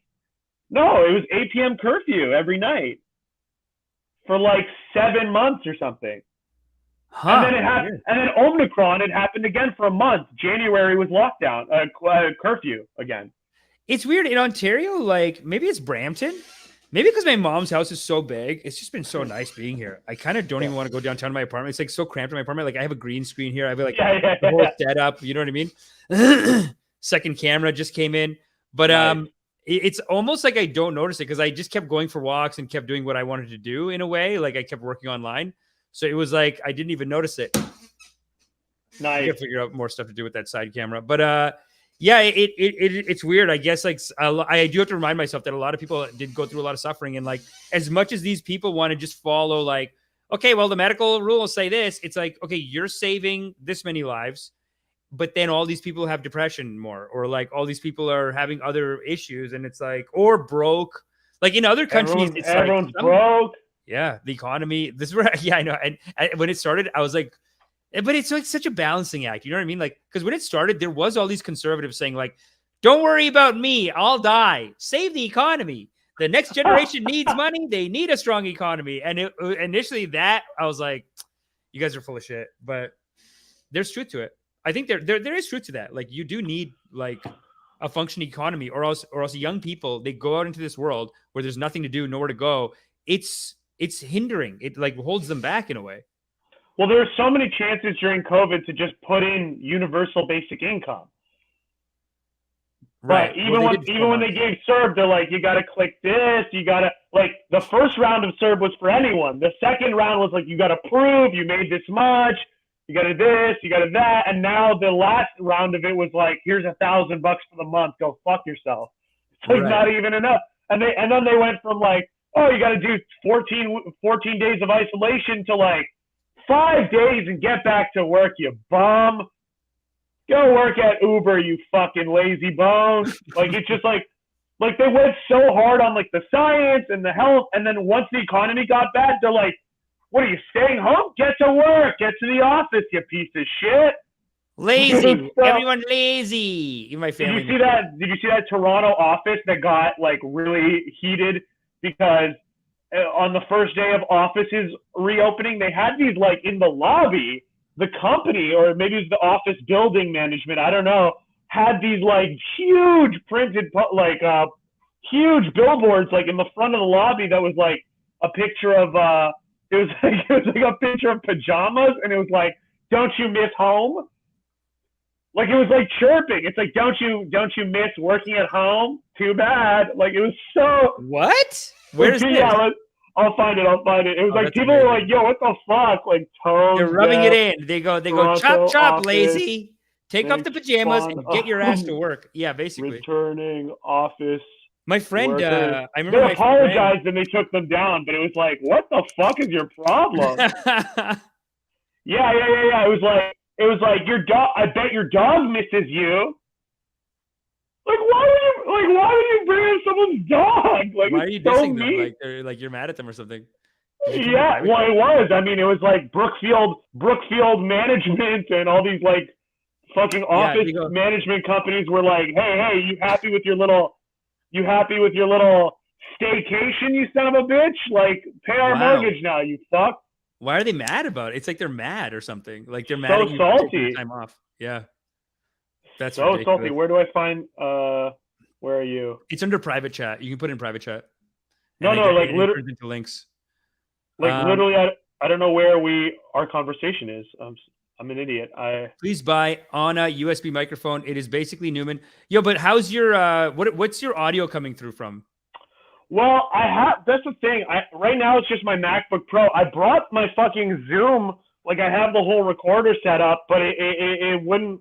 I was just running out of time and it wasn't coming up, so I just had to rip and dip, get it going. Yo, I'm sorry. I literally don't even know. Oh, here. Wait, where's our conversation, bro? Where? In private chat at the bottom. I did actually have something about India and Pakistan. People in the audience are asking to talk about India and Pakistan. I saw that. It would be good to get a clipper on that. Actually, where India is, okay, now this could be India doing propaganda on them. But right now, people in India are basically saying that Pakistan is like falling apart because there's a non-confidence vote for Imran Khan. So I found this great clip. I know, dude. That would be so sad if Pakistan fell apart right now. Like people, I've seen even what's it called, Caspian Report. He did a piece about how Pakistan could split into 4 countries in the next 10 years. So like they're not going to stand. Yeah, and then India supports one of them because they're beefing. You know what I'm saying? Which one do they support? Baluchistan. There's 4 states. Oh my god! Pakistan, and India's like we're going to support Baluchistan basically. Oh my god! I know, it's too bad. Hold up. Imran, bet your dog misses you. So funny. This is it. Tone Deaf Office puts up signs saying "Bet your dog misses you" to returning coworkers. And there was another one like with pajamas and shit. It's like, don't you wish you could be in pajamas? It's like, what the fuck is your problem, dude? They took it down, they apologized, but the damage was done. People were like, yo, fuck you. Yeah, I bet your dog is missing you. Like, one thing I know about dogs is, like, don't fuck with dogs, man. They're so like, why would you they're invoke so people like dog moms or whatever? Why would you invoke their emotion like that? You think they're going to work like a hard work day, like give you full productivity after you just like made them think about missing their dog? It's like so stupid. This dog is so cute. Yeah. Oh, I miss you. Bet your dog's missing you. I bet your dog's at home depressed. He is actually. Your dog is at home depressed. When you leave, apparently that's what they do.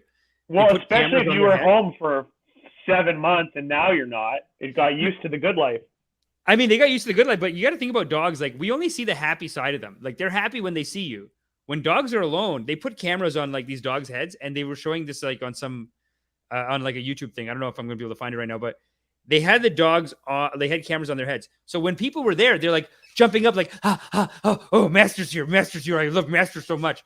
You leave and they go like, dude, they're just heads down all day. Well, it's like a baby. Like, you know how like you do peekaboo with a baby and it fucking blows their mind? Because at a certain age, like the first like few months, they don't have the cognitive awareness to understand that you're still right there behind it. Yeah. It's like literally for them, they're like, the second I can't see you, you don't exist in the world. Oh my God, you exist again. You don't exist. Where'd you go? You exist again. Maybe it's like that for dogs. Like you walk out of the room and they're just like, they've died. Dude, they're so like every day, again and again. You died. Oh my God, you're alive? I'm so happy. Yeah, they're so dumb. Like, you can walk around a corner, and if they can't see where it goes or whatever, they're just like, oh, he's gone. Oh, like they do that. Babies do it too. They're just so dumb. They're like, even my nephew was like that. I remember his dad, like, there's like a door back there, and the nephew's here, and it's like a glass thing, right? So he sees his dad walking, but the door's over there. So the dad's walking this way. As the dad's approaching, he's like, daddy. And then he's like mad, and then the dad opens the door and says, Dad. It's like, that's how much. That's so cute. That's so cute. But right? it's also like a baby snaps out of it. A dog, that's just their life. That gets real sad and old fast. Yeah, they're basically our cute slaves. Yeah, we colonize them. We really colonize. Oh yeah. And big we time. Like over time, and it's crazy, dude. Remember when we were doing White Man's Burden, the podcast? We had a podcast about colonialism, and we would find these old paintings of like British colonial families, and then they'd have a dog, and they'd have like an Indian girl, and they were both like in the picture, but same they were level. Yeah, they put them lower. Let's just see colonial pet photos. India. Well, it is kind of like, call it India, call it whatever. Like when people have been subjugated for a long time, like you got the house slave or some Indian like servant boy. They kind of acted like that. Like they turned them into like human dogs, where it's like, oh my God, master, you're home. And it's like, oh, madam, come back. Oh, madam, I love you. I love you. No, madam, where you go? Where you go? Madam gone. Oh no. Madam. Huh. Like they kind of made people like that. Yeah, no, that's what it is. I mean, there's actually some great documentaries about that, about how like it is like colonization and like animal husbandry. Like they take similar kinds of like things, like you are basically breaking a place. And that's why people say that India was so easy to take over, because they had already been taken over by Hindus and Muslims. So like, it's just the British coming in and being like, okay, change the management. No more. It was like Samir Raj, and now it will be British Raj. We talked about that before too, right? Yeah. They just put in their thing. The systems are all in place. The caste system's already there. So it's just easy to take over. That's why they call it the crown jewel. It is our crown jewel. That I recently found out though that the Caribbean was apparently the crown of the like they just made up these names for everyone. Like I used to be so proud of India that I was like, we are the crown jewel, and then I find out the Caribbean is like the crown of South America. Belize is the jewel of Antigua. Yeah. They always have that name. So they're all. It's like your. It was like you, Morgan, and Faisal's Win at Life Mega Expo. Yeah, the play that we did. Yeah. The Fringe play. So everyone's like a diamond, platinum, mega club holder. Interesting. It is like corporate. It is like a corporation that's like, hey, did you know that you're the diamond platinum slave of the month? Yeah. It's like you were saying. It's like the Trump University. They're like, okay, you got the gold package. That's good. But all the good, the real shit is at the triple diamond platinum. The gold is just what we give the losers. Like, yeah. The gold is like just for weekend. Everyone's just been like, hey, can I not be a slave anymore? You're like, slave? You're the crown jewel. You're the crown jewel. No, your output is higher You're than the crown jewel. That's their slave. You're the crown jewel. And then they go to Barbados. They're like, that's just crown jewel. That's just what we tell those Indians. No, you're the jewel of the Orient, the Caribbean. You're the the jewel of the Caribbean. Triple diamond jubilee. Triple diamond jubilee. That's why her birthday is like triple diamond jubilee. In honor of my triple diamond jubilee, my son and his wife will be coming. Make sure you show them a good time dancing. Show them your African dancing something. Bring one of your voodoo chieftains to do a little ritual. Cut off a chicken head. Do you remember speaking of Pakistan, this is a semi-good segue. Do you remember segue. Perfect. We were watching those colonial videos. You can probably find this easily. I don't know, but it was when the queen visited the Khyber Pass. Yeah. And she had to touch that goat. Yeah.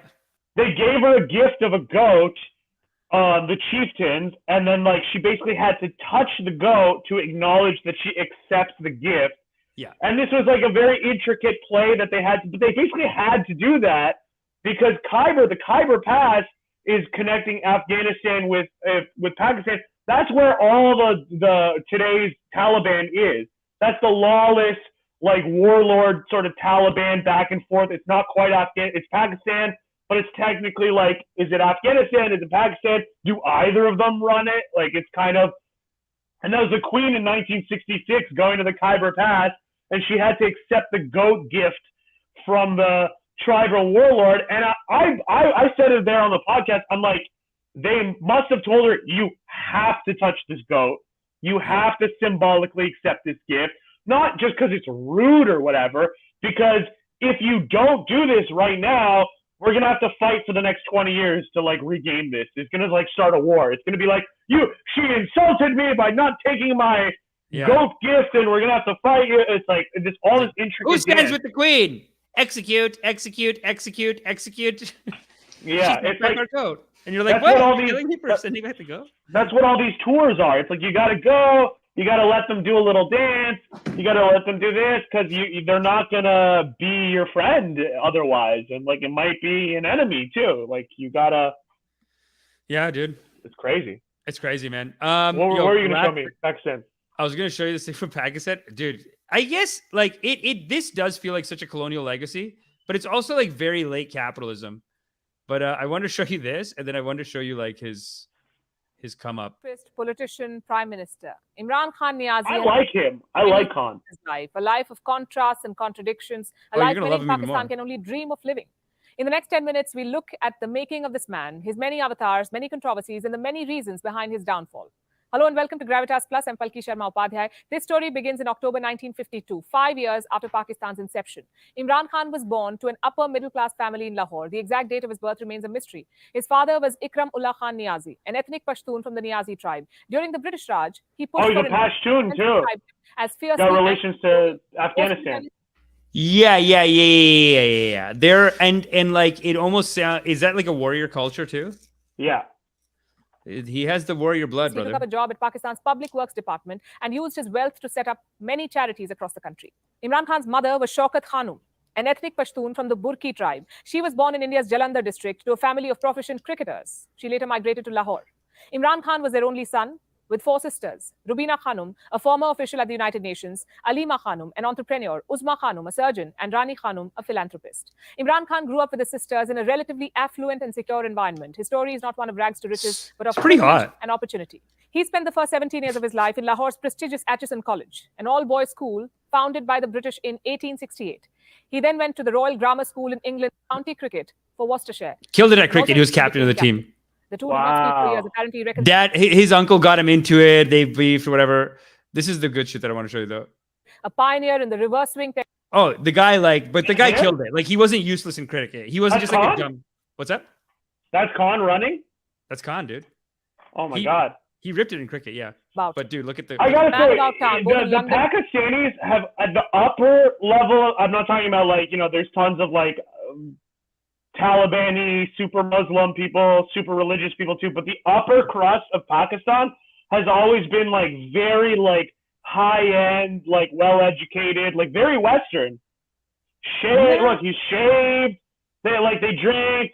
Like they're kind of like. Yeah, India chill. too, Like, they're so white. Like even in India, like the number one Like, show. look at this guy. This guy's a white guy. This guy's like a Brad Pitt, fucking Hollywood. He's a so rock and roll, sexy rock and roll. So see the bitches, dude. and Lahore. He led a brazenly modern life, partied just as hard as he played cricket. The Western press called him an aristocratic playboy, someone who came Guy's from a an G. Islamic I love country this but guy. had nothing remotely Islamic about him. Nothing remotely Islamic about him. You're like, I love this guy. Wow. He would chase supermodels Well, in no, London's it's like, nightclubs, look, he's pose loud- Muslim. Yeah. This is the thing. This is like a very Western thing where it's like, oh, you're Muslim, you must like not drink, not eat pork, pray Ramadan. You must, your wife for sure wears a hijab. It's like, look, if you want to do all those things, that's fine. Yeah. But you can also just be like, it's like Christians like aren't supposed to drink wine and aren't supposed to do You this. can say all this about Christians, actually. I think Christians aren't allowed to fuck around like this, like to go sleep around and chase after supermodels. Like, you get married to you're one not- person, you have kids. Christianity, you're not supposed to wear two different types of fabric in the Bible. Oh, yeah. If you're going strict. It's like, you know what I mean? It's like, oh, he's not a good Muslim because he's just like living his life and like chill in like London and like having a good time. It's like, it doesn't take away from his being Muslim, you know? Yeah. But this is India too. This is where India does propaganda. They actually kind of want to destabilize Pakistan. lounging on his bed in satin night suits and get clicked shirtless on beaches with women described as mysterious blondes. Such a hater. I know. And then she goes, He would chase supermodels in London's nightclubs, pose lounging on his bed in satin night suits and get clicked shirtless on beaches with women described as mysterious blondes. mysterious blondes. What's mysterious? Dude, he dated Goldie Hawn. Wow. His affairs were no mystery, though. Throughout the night, But who says mysterious blondes? I guess in India, they're mysterious. Like, who would see a blonde girl and be like, wow, mysterious. So mysterious. Ooh, madam. Ooh. So mysterious. Like, what? No, that's the... I guess over It's just there. like it's just like some 20-year-old from Keswick. Yeah, If that's some what I like mean. chick It's like, girl from Keswick works at Tim Hortons. You're like, oh, madam, so mysterious. wow, you are mysterious. Oh my Like, God, blonde. she's like, can we get McDonald's? Like 1980s, no was linked to culture scores of them. swine. I mean, what are like? I guess these girls, these like Goldie Hawn seems cool. I don't know. I love how one of them's name is actually White too. That's the best. Sita White, Goldie. Some of whom he also admitted to have dated. The last one, Sita White, is said to have had a love child with Imran Khan. Not making this up. In 1997, she filed a paternity suit. She said that Khan was the father of a daughter born out of wedlock. The same year, a California court ruled in her favor. Imran Khan denied these allegations, but several years later, he said he was willing to take the child's custody. There are pictures of her with Imran Khan's two sons, which brings us to his marriages. Very interestingly, for the first 42 years of his life, Imran Khan was a bachelor. In the next 25 years, he married thrice. In 1995, he married 21-year-old Jemima Goldsmith, a British socialite, daughter of Sir James Goldsmith. Damn, dude, he got British socialite. Good for That's him. not bad. That's like actually very progressive. Like, it is so like old world, new world. You're like the head of Pakistan. I mean, that's A successful financier and politician. In 2004, they got divorced because Jemima could not adapt to life in Pakistan. Last year, she posted this, quoting a verse from the Quran, to slam Imran Khan's remarks on how women should dress. I feel incredibly sentimental about Pakistan, even though it's quite a maddening place sometimes. I really hope that Pakistan will come through and have the future that it deserves. In January 2015, he married Reham Khan, a British journalist of Pakistani origin. In October the same year, they got divorced. Reham Khan blamed Imran Khan's reckless lifestyle, also his patriarchal mindset, for this. There comes a time where you have to put it just as it is. And you have to do it at the cost of sort of, people assassinating my character or my daughters. We are prepared for that. In February 2018, I mean, like, I see what you're saying. Like, he's cool. Like, he's a cool dude or whatever. I guess behind the scenes, I mean, you're going to have a mess. You know what I'm saying? It's going to get messy. Taking the girl to Pakistan, too. I mean, yeah, it's rough, dude. there's not a lot you can do there too. Sometimes I feel like I know a lot of people from Pakistan. They're like, I can't, like, I just go sometimes, but it's hard to go. I like that he's like, it's like, at least it's like a moderate. He's like pretty secular, it's like he's really, he's Muslim, but he's chill, Isn't this the kind of leadership we want? Yeah, he's a sexy guy. I mean, he's like an American. Like, what do you want? You want a guy screaming Allahu Akbar? Like, what do you? It is weird, like how in America though, like, are we looking for perverts almost in America? Like, we're doing this thing where like you have to be married one time, married with kids and a steady family. It's like only Obama seems legit. Clinton fucked around. Everyone fucked around, I think. Yeah. And like in weird ways too, I feel like Clinton was weird. Clinton was like weird, meaning like inappropriate. I'd say more than this. Like this seems like 3 consensual marriages. Clinton seems like they came back and said like, I didn't want to do it. Or like he used his power over me or whatever. But hey, got married. I'm sure they get some cash out of the guy. You know what I'm saying? Oh, for sure. Yeah, I do like Imran Khan too. He seems like a nice guy, especially because he's a sports player, but he might like be ousted this week. Tell me if anyone in the audience knows like if he's been ousted, because basically they're doing a non-confidence vote this week and he could get kicked out and then India could get taken over by their military. Basically what's happening with him right now is the military. There might be a coup in India? Would it be no, in Pakistan. Oh, there might be a coup in Pakistan? Basically, yeah, I honestly feel like in Pakistan, it seems like the military really holds the power. And the president, you have to be down with them. So he's kind of down with the military. So they're doing like a non-confidence vote right now on him. They're like fighting over it. But I hope nothing happens to him. Like, honestly, he could get killed soon. That's what happened to some other people, some other Pakistan. Yeah. Wow. Yeah, it's too bad. Like Bhutto, right? Benazir Bhutto got murdered. I think so. And look, a lot of Indian prime ministers have gotten murdered too. But I do feel like in Pakistan, it seems unstable. And this is like another, like one of those things that the British left behind that they never really talk about. But this is such a colonial legacy. But also, I do feel like it is like late capitalism, rich kidism, because he is like super rich kid too. And that's the colonial legacy too. You don't the person who takes power is like part of the upper crust. Yeah, basically they pass it off to those people, I guess. Yeah. Yo, did you I put another video up. I think I showed you this, but I don't know if we ever did it here. It's a good time because it's India, Pakistan, but it's also COVID. It's the Indian news report about those destabilizing videos shown to Indians. Oh, sick, dude. Let's check it out. Do you know what I'm talking about? Yeah, let's go. I'm sick of Imran Khan. Let's move on. So basically, this is the beginning of COVID. There are these videos made, and they're high. You're going to see they're hot. It's your boy. They're high-end, really well-made videos.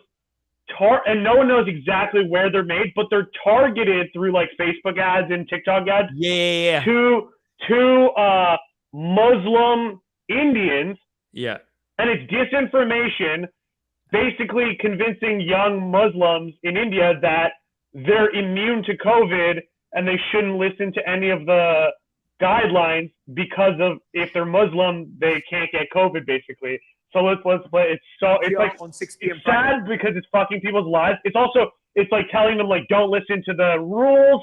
So then they go against the lockdown, and then they got beaten up by the police because of the lockdown. So it's like just destabilizing, like perfectly planned psyop. Sectarian violence too, because they're basically like, I remember seeing these where they're like, oh, only the Hindus can get COVID. We're not pussies like that. This is a big India Today exclusive. But before I take you to our story, I just want you to focus on these 3 images on your screens. These are visuals of health workers and police officers, cops being attacked during the lockdown. It's happened in Indore, where the health workers were chased away by the locals. It happened on April 1st. Then, similarly, cops have also been targeted in Mumbai's Dharavi. And today, honestly, it was soon after this that they banned TikTok in India too. Because they kind of thought that, okay, so first of all, China, I think, did an attack on India during COVID too. The one where like 40 people, like it was just like a hand-to-hand, no guns, but they pushed a bunch of people off a cliff. Yeah, they both pushed each other off a cliff. They fought with like metal bats and shit. Yeah, they fought with metal bats. Yeah, nothing. And so there was that, there was this, and I think the Indian government was like, no more TikTok. 3 cops have been targeted. They were injured in Kannauj as well. Now, we decided that we would like to look deeper into why people are so jittery when they are being told to follow the social distancing norm. And India today has come up with this big exclusive investigation. As India battles the coronavirus pandemic, Chinese app TikTok has been flooded with clips that attempt to mislead Indian Muslims, specifically targeting Indian Muslims by telling them to flout the lockdown regulations. This in a bid to stall India's efforts to contain the coronavirus spread. There is, you see that video? You see that video? She's like, mask? No, she takes off her mask, grabs a Quran. Mask? No. Quran. How did I not see that? Are they showing the full videos here? Oh, they're gonna show the videos too, but that one, like, lockdown regulations. She's like, mask? This No. bid to stall India's efforts to contain the coronavirus spread. And she hugs it. And she hugs the Quran. Oh my God. So evil. Yeah, these are funny. That's so silly, dude. Is there now a foreign angle, a conspiracy to make sure that India loses this fight against coronavirus? Take a look at this big India Today exclusive. How do you blame it on China, though? That's weird. A disinformation pandemic, but this isn't about bogus therapies for coronavirus. It's far more nefarious. This one I like. This kid's such a good This is the funniest one, yeah. He goes, Allahu Akbar. Throw up the mask. No, he's like, where's your mask? Mask? No, Muslim hat. Yeah, he goes, mask? No, Allah take care of me. Not like the Hindu stupid. Come on, stupid. Customized for Indian Muslims.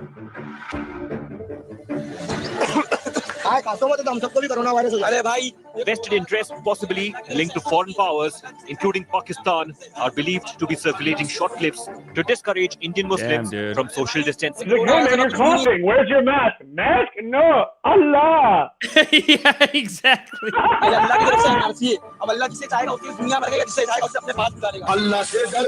Dude, you play that song? They played a track at the end. They're not playing the tracks. It's kind of like that track in the military where you go, light up the sky now. Yeah.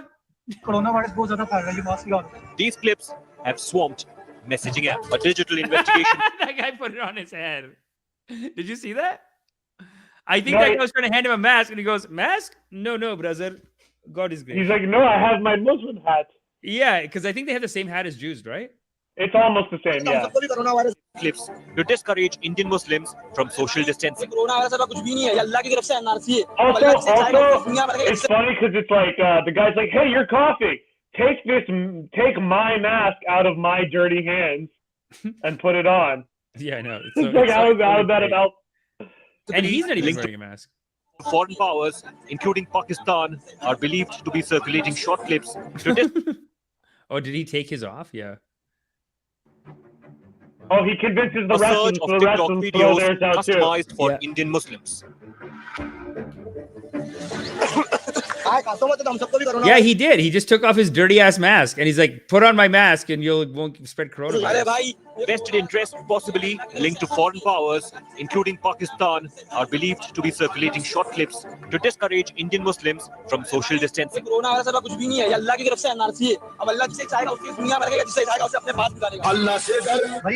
Yeah, he goes, if God wills it, then everyone dies. Don't worry about when you die, and when you don't die, I'm with God. And then the song was like, Allahu Allah. Like, is that a song? The biggest sinners are taking God's name, Bandad. These clips have swamped messaging apps. See that one? Like, that one looked like he was handing him a mask, and then he just goes, no, brother. Swamped. He's like, no, messaging man, apps. I'm Muslim. Digital investigation by Delhi-based This I cyber like. intelligence firm Voyager Infosec. All I need to do is keep reading the Quran. No corona. She goes. She like wiped it off. She goes. She wipes the germs off. She just loves it so much, dude. It's like, chill with the. Dude, India is such kiss asses to God. They just kiss God's ass. Don't be desperate. Hindu too. Hindu, Muslim, they just, as like I was telling you before, like over here they say God is good. Then Middle East they say God is great. And then India they're like, God is great only God is great. They do only God is great. It's like, just cool it, dude. Don't be such a kiss ass. Has analyzed more than 30,000 recent videos. What's up? Only. They do only. Keisha Brown was telling me this. So funny. She's telling me how like because she's in Brampton, a black comic that we are friends with, but she's just telling me how like all these people in Canada, like, yo, y'all go hard, yo. Y'all are like only God is great. Like we were like God is good. Like, yo, y'all Indian people, y'all like only God is great. Not only, like just chill. Dude, look at how they put Indian Pakistani headlines in India though. They go pack hand behind wicked videos.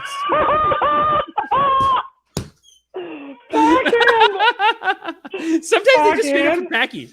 They'll just put like Pakis attacking on the border. Like they just put Pakis. Yeah. Do they put like PAKI and then dot to symbolize that it's short form? Is that how they get away with it? I've seen just like, Paki. Maybe they have a dot. I don't know. I don't remember, but it's still like weird to put just Paki. Like I think it's like a low-key insult. Paki is weirder than pack. You can just put pack. It's like okay, short form. Pack hand behind wicked videos. Wicked videos. Hashtag stay home. Hashtag stay home. India battles COVID-19. The problem with this kind of stuff though is that it's such fuel for like hating sectarian violence and hating each other. Like I have family that I'm like that I have to talk to, and they go, "No, Amish, Muslims don't hate India. They're not of this country. They don't care. They're breaking rule." Look, and like this is the example. So it could be. I wouldn't put it past even Hindus putting it out to be like, okay, let's like kill these guys. Let's get them riled up. Let's get them rioting and causing anarchy, and then we can move in. Yeah. It does Muslims in Hindi and Urdu. But also I can see Pakistanis doing it too. Like it's fine. Like that's the problem. It could be to reject lockdown advisories. Or China. The investigating lab. Oh yeah, they're saying that China could do it. Well, this is their probe, I guess. Like this guy's going to talk about like where maybe that they found it. I hope this looks professional. Has identified a range of high impact videos that stoke the religious sentiments of Muslim community. The bottom line is that all such TikToks mislead the Muslim community into abandoning social distancing and health precautions. Welcome to India coronavirus. The bottom line, all such TikToks mislead the Muslim community into abandoning social distancing and health precautions. These videos have generated only one God. Only God is great. Only not COVID is great. God is great. Only God is great. I love how you were telling me once one of those relatives was like, Amish, these Muslims so stupid. Only care Allah. Yeah. He's like, they don't care about India. They don't care about family, community, nothing. Allah, stupid. Like, yeah, they're loyal to their own shit before us. And basically, this is the kind of stuff that they. And then, meanwhile, you talk to that same Indian, and he's like, "Oh, Ram." Yeah, like they got their own shit. Well, you know, it is a little bit like how in America, like you look at the Crusades today. You could almost say the Crusades never ended. You could almost say that the Christians, through the military-industrial complex, are still attacking Islam through this thing. On the Muslim side, like on the losing side, you always look like a religious fanatic. Whereas on the American side, the Christian fanatics are there, but they're like behind the scenes. You don't see them. Apparently, a lot of the money comes from them, though. Like people in America who believe that like we got to have all Jews in Israel and Palestine, or else Jesus can't come back. That's like a big American thing. Dude, that is behind the scenes. That's the real Israel lobby. Like the Christian evangelical money to Israel and that lobby of like pro-Israel is like 4 times bigger than the actual Israeli Jewish lobby. Yeah. They pay way more money than actual Jews. Like it's all being done in the name of Israel, but it's like really it's like Christian evangelicals that think Jesus is going to come back, and then the first thing Jesus is going to do is kill 2/3 of the Jews right then and there. But they're like best friends right now, you know, buddies. Different platforms. The grass.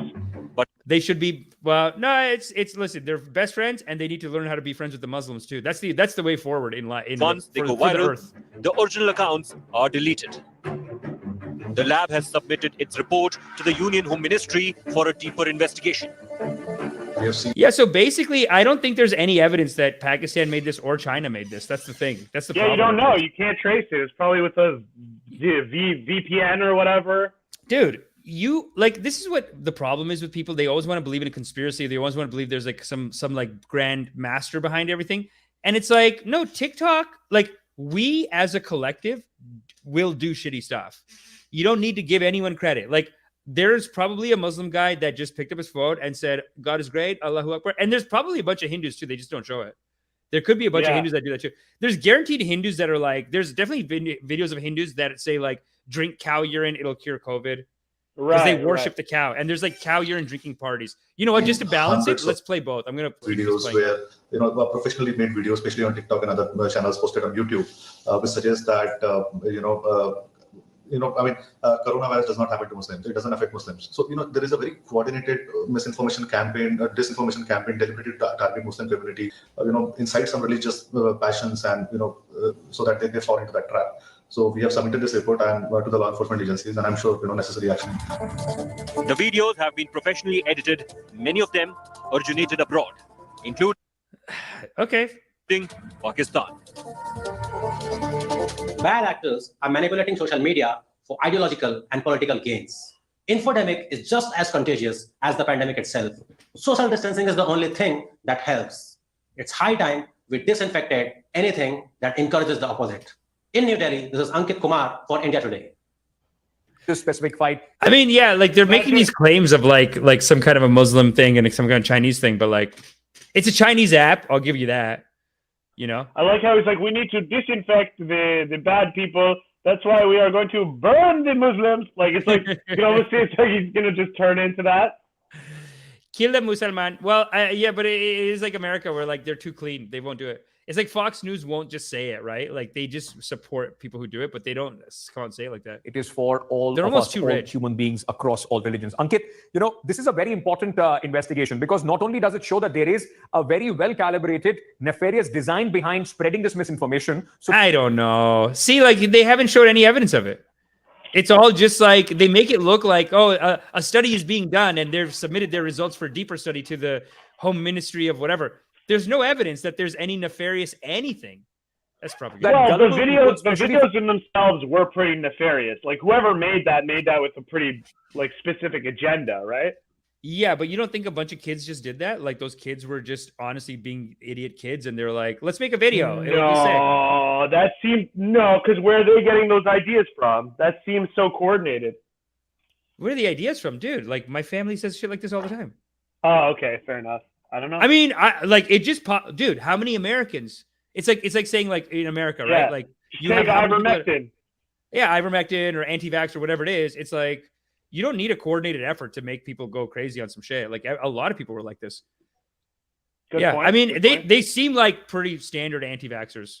You know what I mean? Like I don't see them being that different than Americans who are like, "Hey, pal, take off your mask.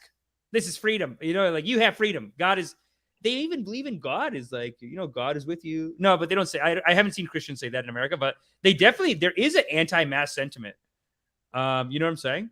So I do feel like it's weird. Like he makes these things like he says it here, but there's no real evidence of it. Please don't believe them. It is important that we don't lose our perspective in this fight. It is not a religious specific fight. It is for all of us, all human beings across all religions. Ankit, this is a very important investigation because not only does it show that there is a very well-calibrated, nefarious design behind spreading this misinformation. Right? Like that, where he goes, it's very important because there's a well-planned effort to spread this misinformation. I don't see it. I just see a bunch of kids, maybe like a local imam being like, "Come on, kids, let's make a video." Like, is it government of Pakistan, government of China? Maybe. No, it's not. I don't know if it's, could just be shit disturbers. Like, just literally, just like local shit disturbers. They're being trolled, obviously. These videos are like troll jobs. They're so trolly. Like, those same kids could have, like, in a week been like, "Okay, just put on a mask. Who cares?" You know what I mean? Like, I don't know. But check out this one. This one's, my family in India is going to be pissed. I have a cousin in India right now who's actually like has to fight off like Muslims and other Hindu caste, like people from another Hindu caste. Like he went back to India to specifically like hold down the land. So if he sees, he's gonna be like, "Amish, why you speak for a Muslim? Huh? Why you love a Muslim man?" Well, this is the Hindu shit. This is the hit. You got to show both sides. This is Hindu activists drink cow urine amid coronavirus outbreak. Ah! In the beard.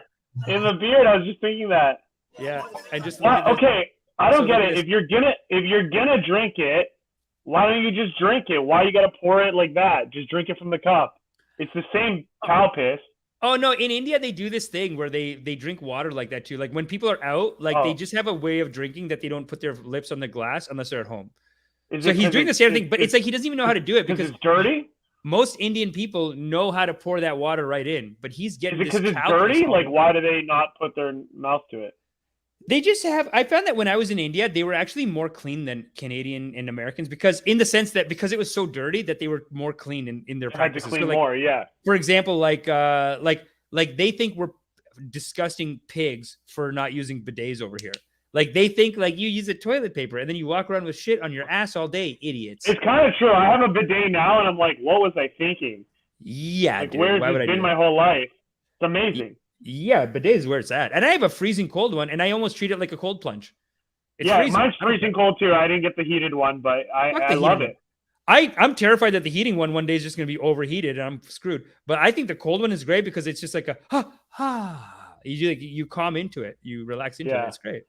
Well, at my parents' house, because of my grandma who just died, they had like a really high tech one that like different angles, pulsates, and then dries your ass too. That is the throne, dude. That is like That's how you know you've made it in life, dude. It's like a $700 like a fucking add-on to your toilet, but it's so nice. Yeah, that's a lot. That's a lot. I feel like we don't need that. You could sit there for like 4 hours. You just don't even want to leave the toilet. Yeah. And they have music. Like, have you seen the Japanese ones? They have music. They spray perfume. Yeah. That's cool. It's beautiful. I need to up my toilet game. Yes, everyone needs to up their toilet game. Actually, you know what I'm going to do? I'm going to post a link to a Amazon product that I use. And if you guys use that product, then guess what? You'll be helping the congregation. But check this out. Affiliate. Yeah, no, I have like an Amazon affiliate code. Nice. Little bits of money here and there. You know what I'm saying? So make sure if anyone doing any Amazon shopping, click on my link first, and then for the next like 30 days or something, then Babaji gets a cut. Look at that! Look at behind the guy. I know. It says Corona, and it's like some Indian god. It's like a demon. It's like an Indian demon. And he's like fire breathing. And then it says "Save us, Corona," and it's like a cow or I guess whatever. And then what is this? Save us, Corona. It's like a Chinese guy. What is he eating? A bat? Yeah, because when this broke out, this is another thing like where. Well, what is he eating? I'm just saying bat. It does. I don't know. You know what it is? It's basically people in India being like, look at Chinese people. It's any meat they eat. Any big bird and this and that Chinese people eat. Like they rip them for like, they eat tarantulas and shit over there. No wonder they got COVID. When it first started, they're like, Chinese people, they're eating any stuff. It's crazy. Like they eat like anything, and then they get it. So this is like kind of a racist. I feel like it's a reference to that. First of all, having the Asian guy, like they're trying to show that like it came from there, and it came from there because they're animals and they eat all kinds of garbage. You know what I'm saying?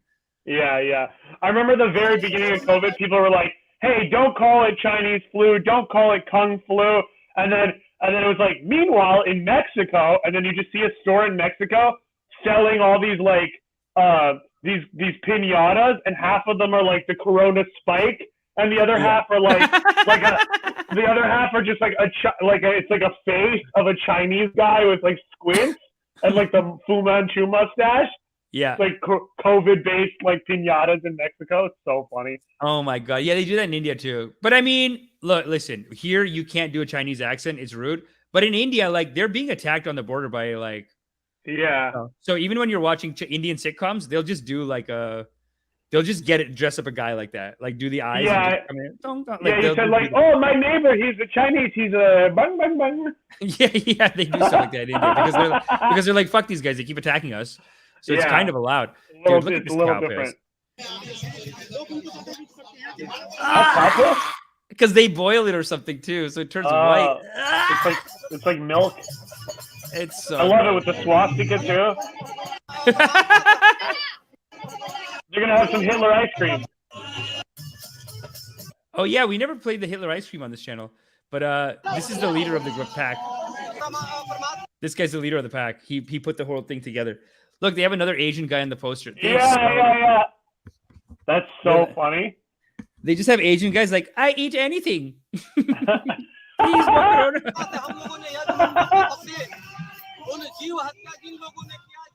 what is he saying? Do you know? Let's see it.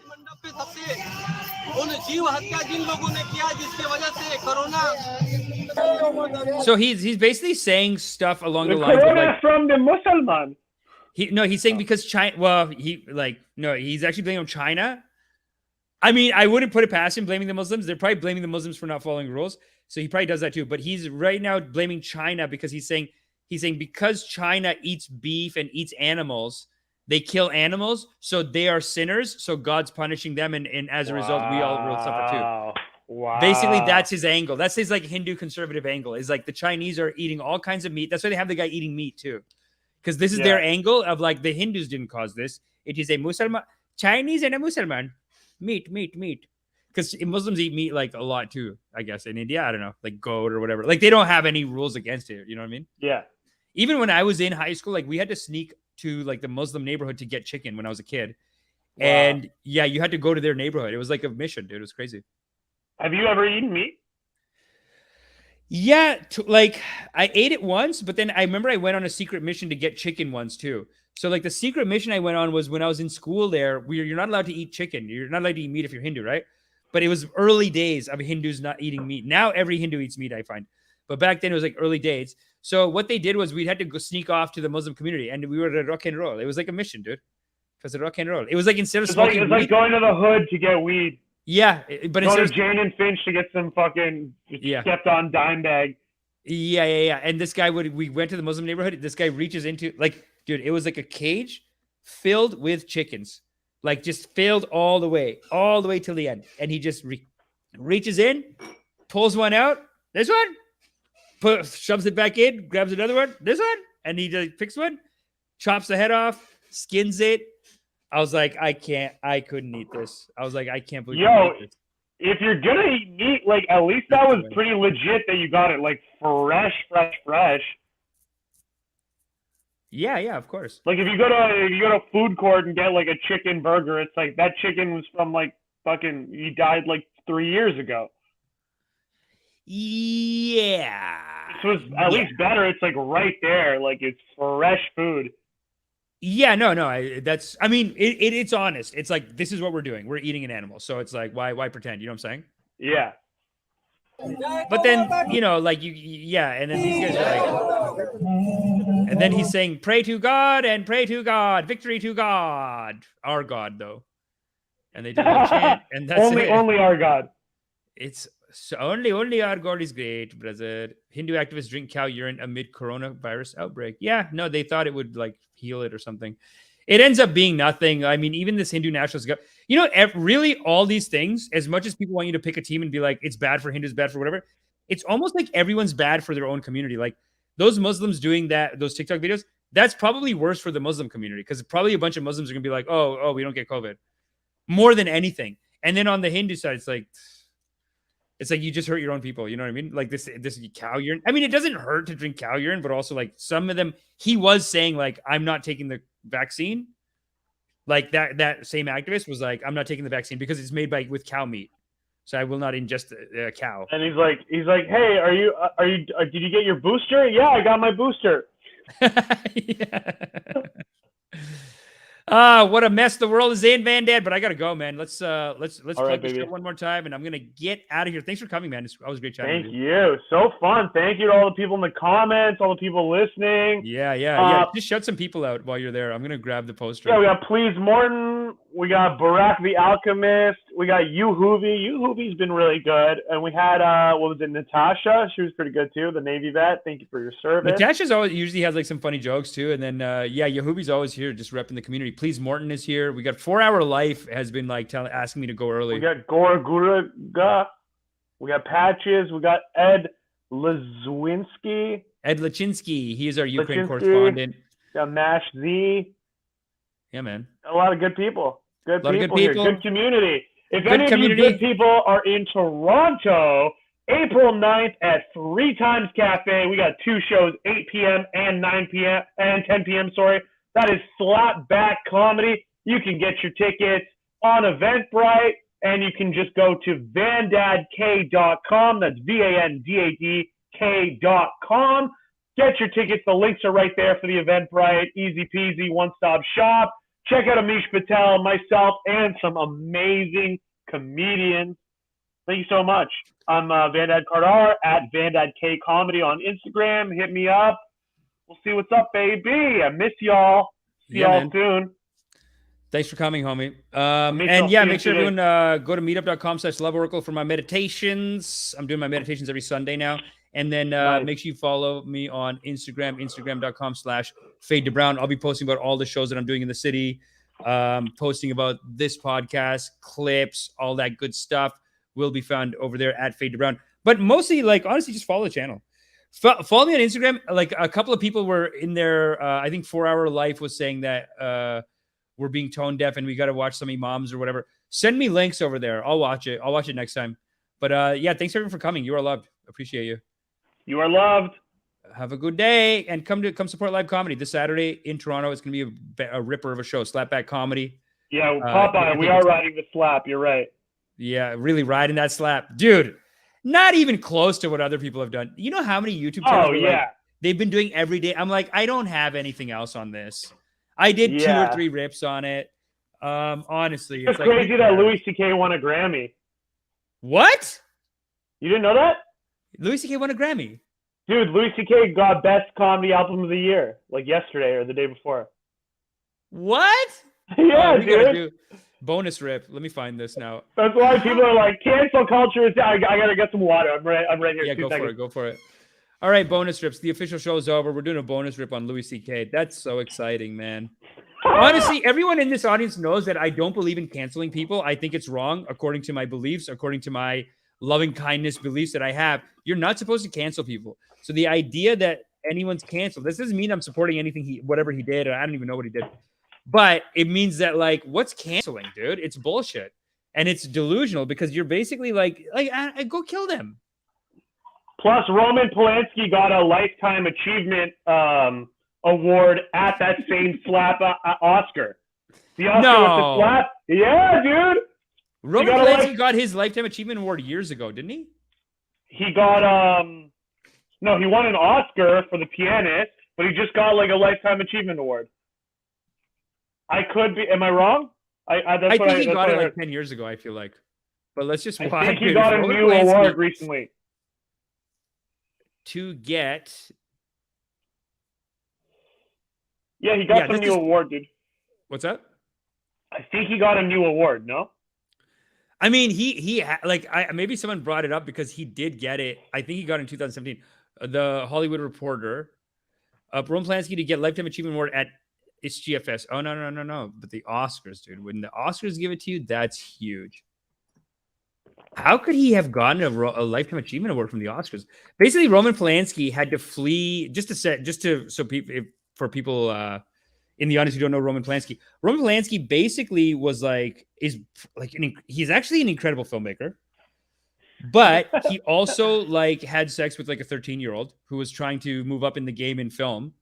And the girl's mom left her at Roman Polanski's and then said that Roman Polanski basically had anal sex with her and drugged her, maybe gave her booze underage and then had sex with her, whatever. So now Roman Polanski, he's run away to Paris because apparently in France, I think he got asylum. I don't know if it's illegal in France. There's no extradition law or something. I don't know. It might just not be illegal because sometimes these age of consent things, you go to another country and they're like 13. What is problem? They're just 13 is okay. Well, this is France. There is France. Yeah. We talked about it once, but there was that French philosopher guy. He's a French poet laureate, famous French guy.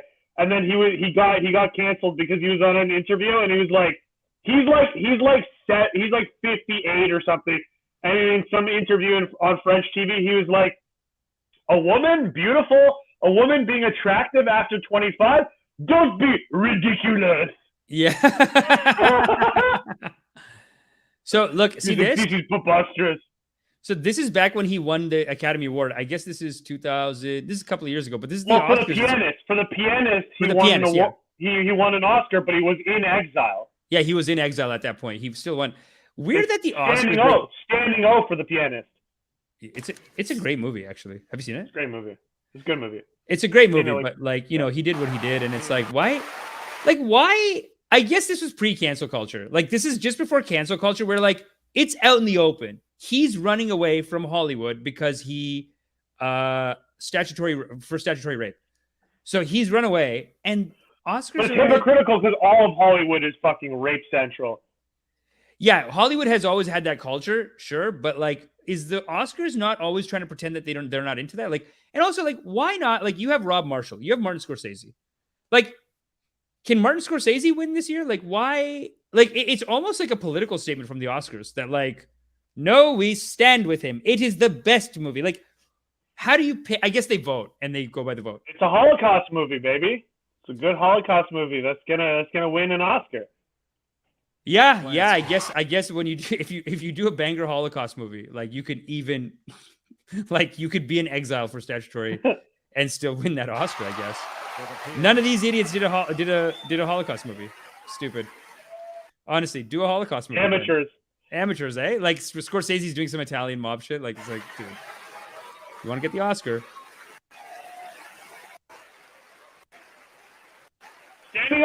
They're standing up for it. Standing up for Polanski, dude. Scorsese. Look, they're all standing up. They're all standing up. They're all, and Brody's in the movie, so it's like, yeah. Agent Brody. Oh, yeah, go back. Epstein. It showed Epstein. Weinstein. Yeah. Right behind Scorsese. Wow. It's like, you know what? He's like, my mentor won. Yeah. Dude, you know Weinstein was trying to pull, like, towards the end when he's running away from the cops and shit, he was trying to pull, like, a Polanski. He couldn't do it. He was close. Dude, he was trying to pull a Polanski. He ran away to New York, and then from New York, he was trying to get out to Europe, but he just legally couldn't pull it off the way Polanski did. Yeah, dude. Of course. He's like, look at he's like a little schoolboy. He's like, Roman? Who cares if we didn't win? Like, it's like his movie lost. He's probably pissed, but he's just like, well, Roman won? That's great. My mentor. The Academy congratulates Roman Polanski and accepts this award on his behalf. Oh, but you don't mention why he's not there. Weird. What a strong political statement to make that, like. Well, Louis C.K. just won the Grammys. Is that a political statement too? Kevin Hart retweeted it. The Grammys retweeted. Congratulations. Wow, congratulations, Louis C.K., baby. Oh my God. He's like, what do you think of the whole situation? Like, I couldn't tell what he did in the whole thing. Like, when I read up on it, it was hard to tell because it did seem like I actually saw a bunch of like sex therapists and like therapists who deal with drama. They were talking about, and just for setup, like Louis C.K. got canceled because he liked masturbating in front of people. That's wrong. I'm not going to sit here and say that's okay. But consenting adults, there's nothing wrong about that. Consenting, yeah, but they were all consenting. He worked with them. The problem was that he was the headliner and they were the features on the road with him. So there's like an intrinsic power there's a power dynamic there, right? Where he's technically their boss. He wasn't. That's what I'm saying. That's what people said. That's what people said. That's what people said. Yeah. It sounded like a stretch because like look, you go to a festival, right? Like a lot of the people were like younger people in the business who went to a festival. And then he's just above them in the festival. But dude, like every person at a festival is not a position of power. Like a 40, 50-year-old comic is still broke as fuck. They have no power. They can't really get you. They can make a call and get you on some comedy club. C-list club, yeah. Like it doesn't pay anything. It's not a position of power. So there was that. And it's wrong to it's wrong to do it without consent. But like a lot of therapists were defending him and saying he did ask for consent. And then the girl, some of them were like I remember these two girls were just talking about how they were both comics. So you know how comics are. They're like, just thought it was silly. So he's like, hey, can I do it? And they're like, okay, yeah, I've masturbated for a while. Yeah, like Sarah Silverman came out later and said it also happened to her, but she was totally cool with it. Yeah. She was like, yeah, do it. I think the argument is that like even if he asked for consent, like they felt pressure Yeah. Because he's like the #1 comic. They don't want to like get on his bad side. Fair enough. So they just went along with it. You know what I will say? The act itself, I don't think was that big of a deal. The power dynamic, I mean, I don't think there's anything wrong with the act if you're consenting. The power dynamic thing, okay, there's some gray zone there. I think what got me and why I do think he was an asshole is those accusations came out for years, but he would always be like, no, they're all bullshit. That's all bullshit. It's rumors. Yeah. And then you would get a lot of like Louis C.K. fanboys and other comedians in the industry being like attacking those women and being like, fuck you, you're just trying to ruin Louis' career. You're fucking this, you're that. So that's what was bad. I really think, I've said this a bunch of times, I think when that first accusation came out way before the movie, like we're talking like 10 years ago or 7 years ago, if right there and then he was like, yeah, it's true. I'm Louis C.K. I am obsessed with masturbating. Have you seen any of my material? We'd be like, oh, Louis, so brave. Yeah, like I think if he had a little bit more courage, I think he could have parlayed it into like it actually being totally fine. It's when he ignored it all, which made them like persona non grata. It destroyed, their careers because they seem like they're just like out for a paycheck or whatever. Yeah. That's the problem. Yeah, I agree with you. That's wrong. Even honestly, like even asking, it's like, why are you're working with like one of the girls, like they were working on a TV show together, and she's like, hey, and he like whispered in her ear, like, hey, can I masturbate in front of you? And she said she didn't care, but like I don't know, like that.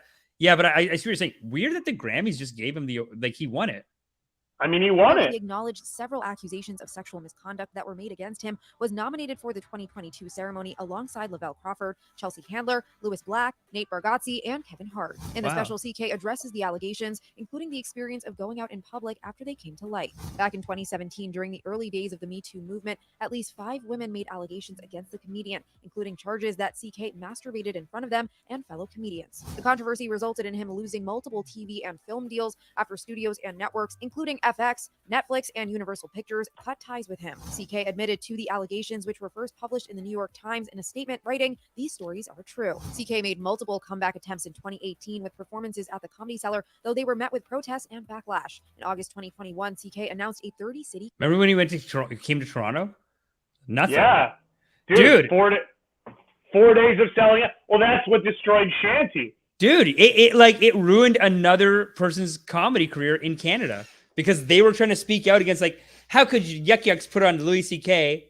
And then they ended up being, like, abusive to a lot of people, too. So then, like, the booker... the Yuck manager, the booker, Ryan, was like, hey, those who live in glass houses shouldn't be throwing stones. Yeah. Hey, who in the comments has been abused by Shanty? And, like, 6 people were like, me.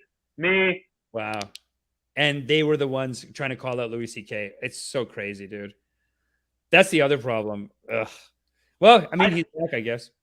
I mean, like, what is the outcome? Like, it's like what he did was wrong.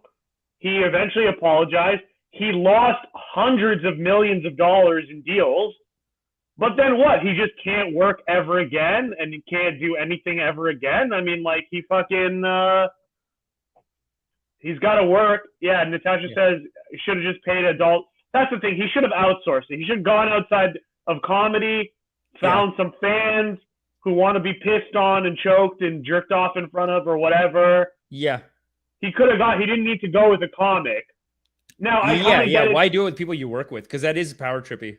Yeah, and it's more like, I guess he's just like a lonely guy. He's not a confident guy off stage, and that's who he spends all his time with on these road gigs. I'm not making excuses. I'm just saying, like, he just felt like it's probably he's like lazy, and it's like the easier thing to do. Yeah, and look, I'm not even saying like I'm on his, like, I think it's okay to do.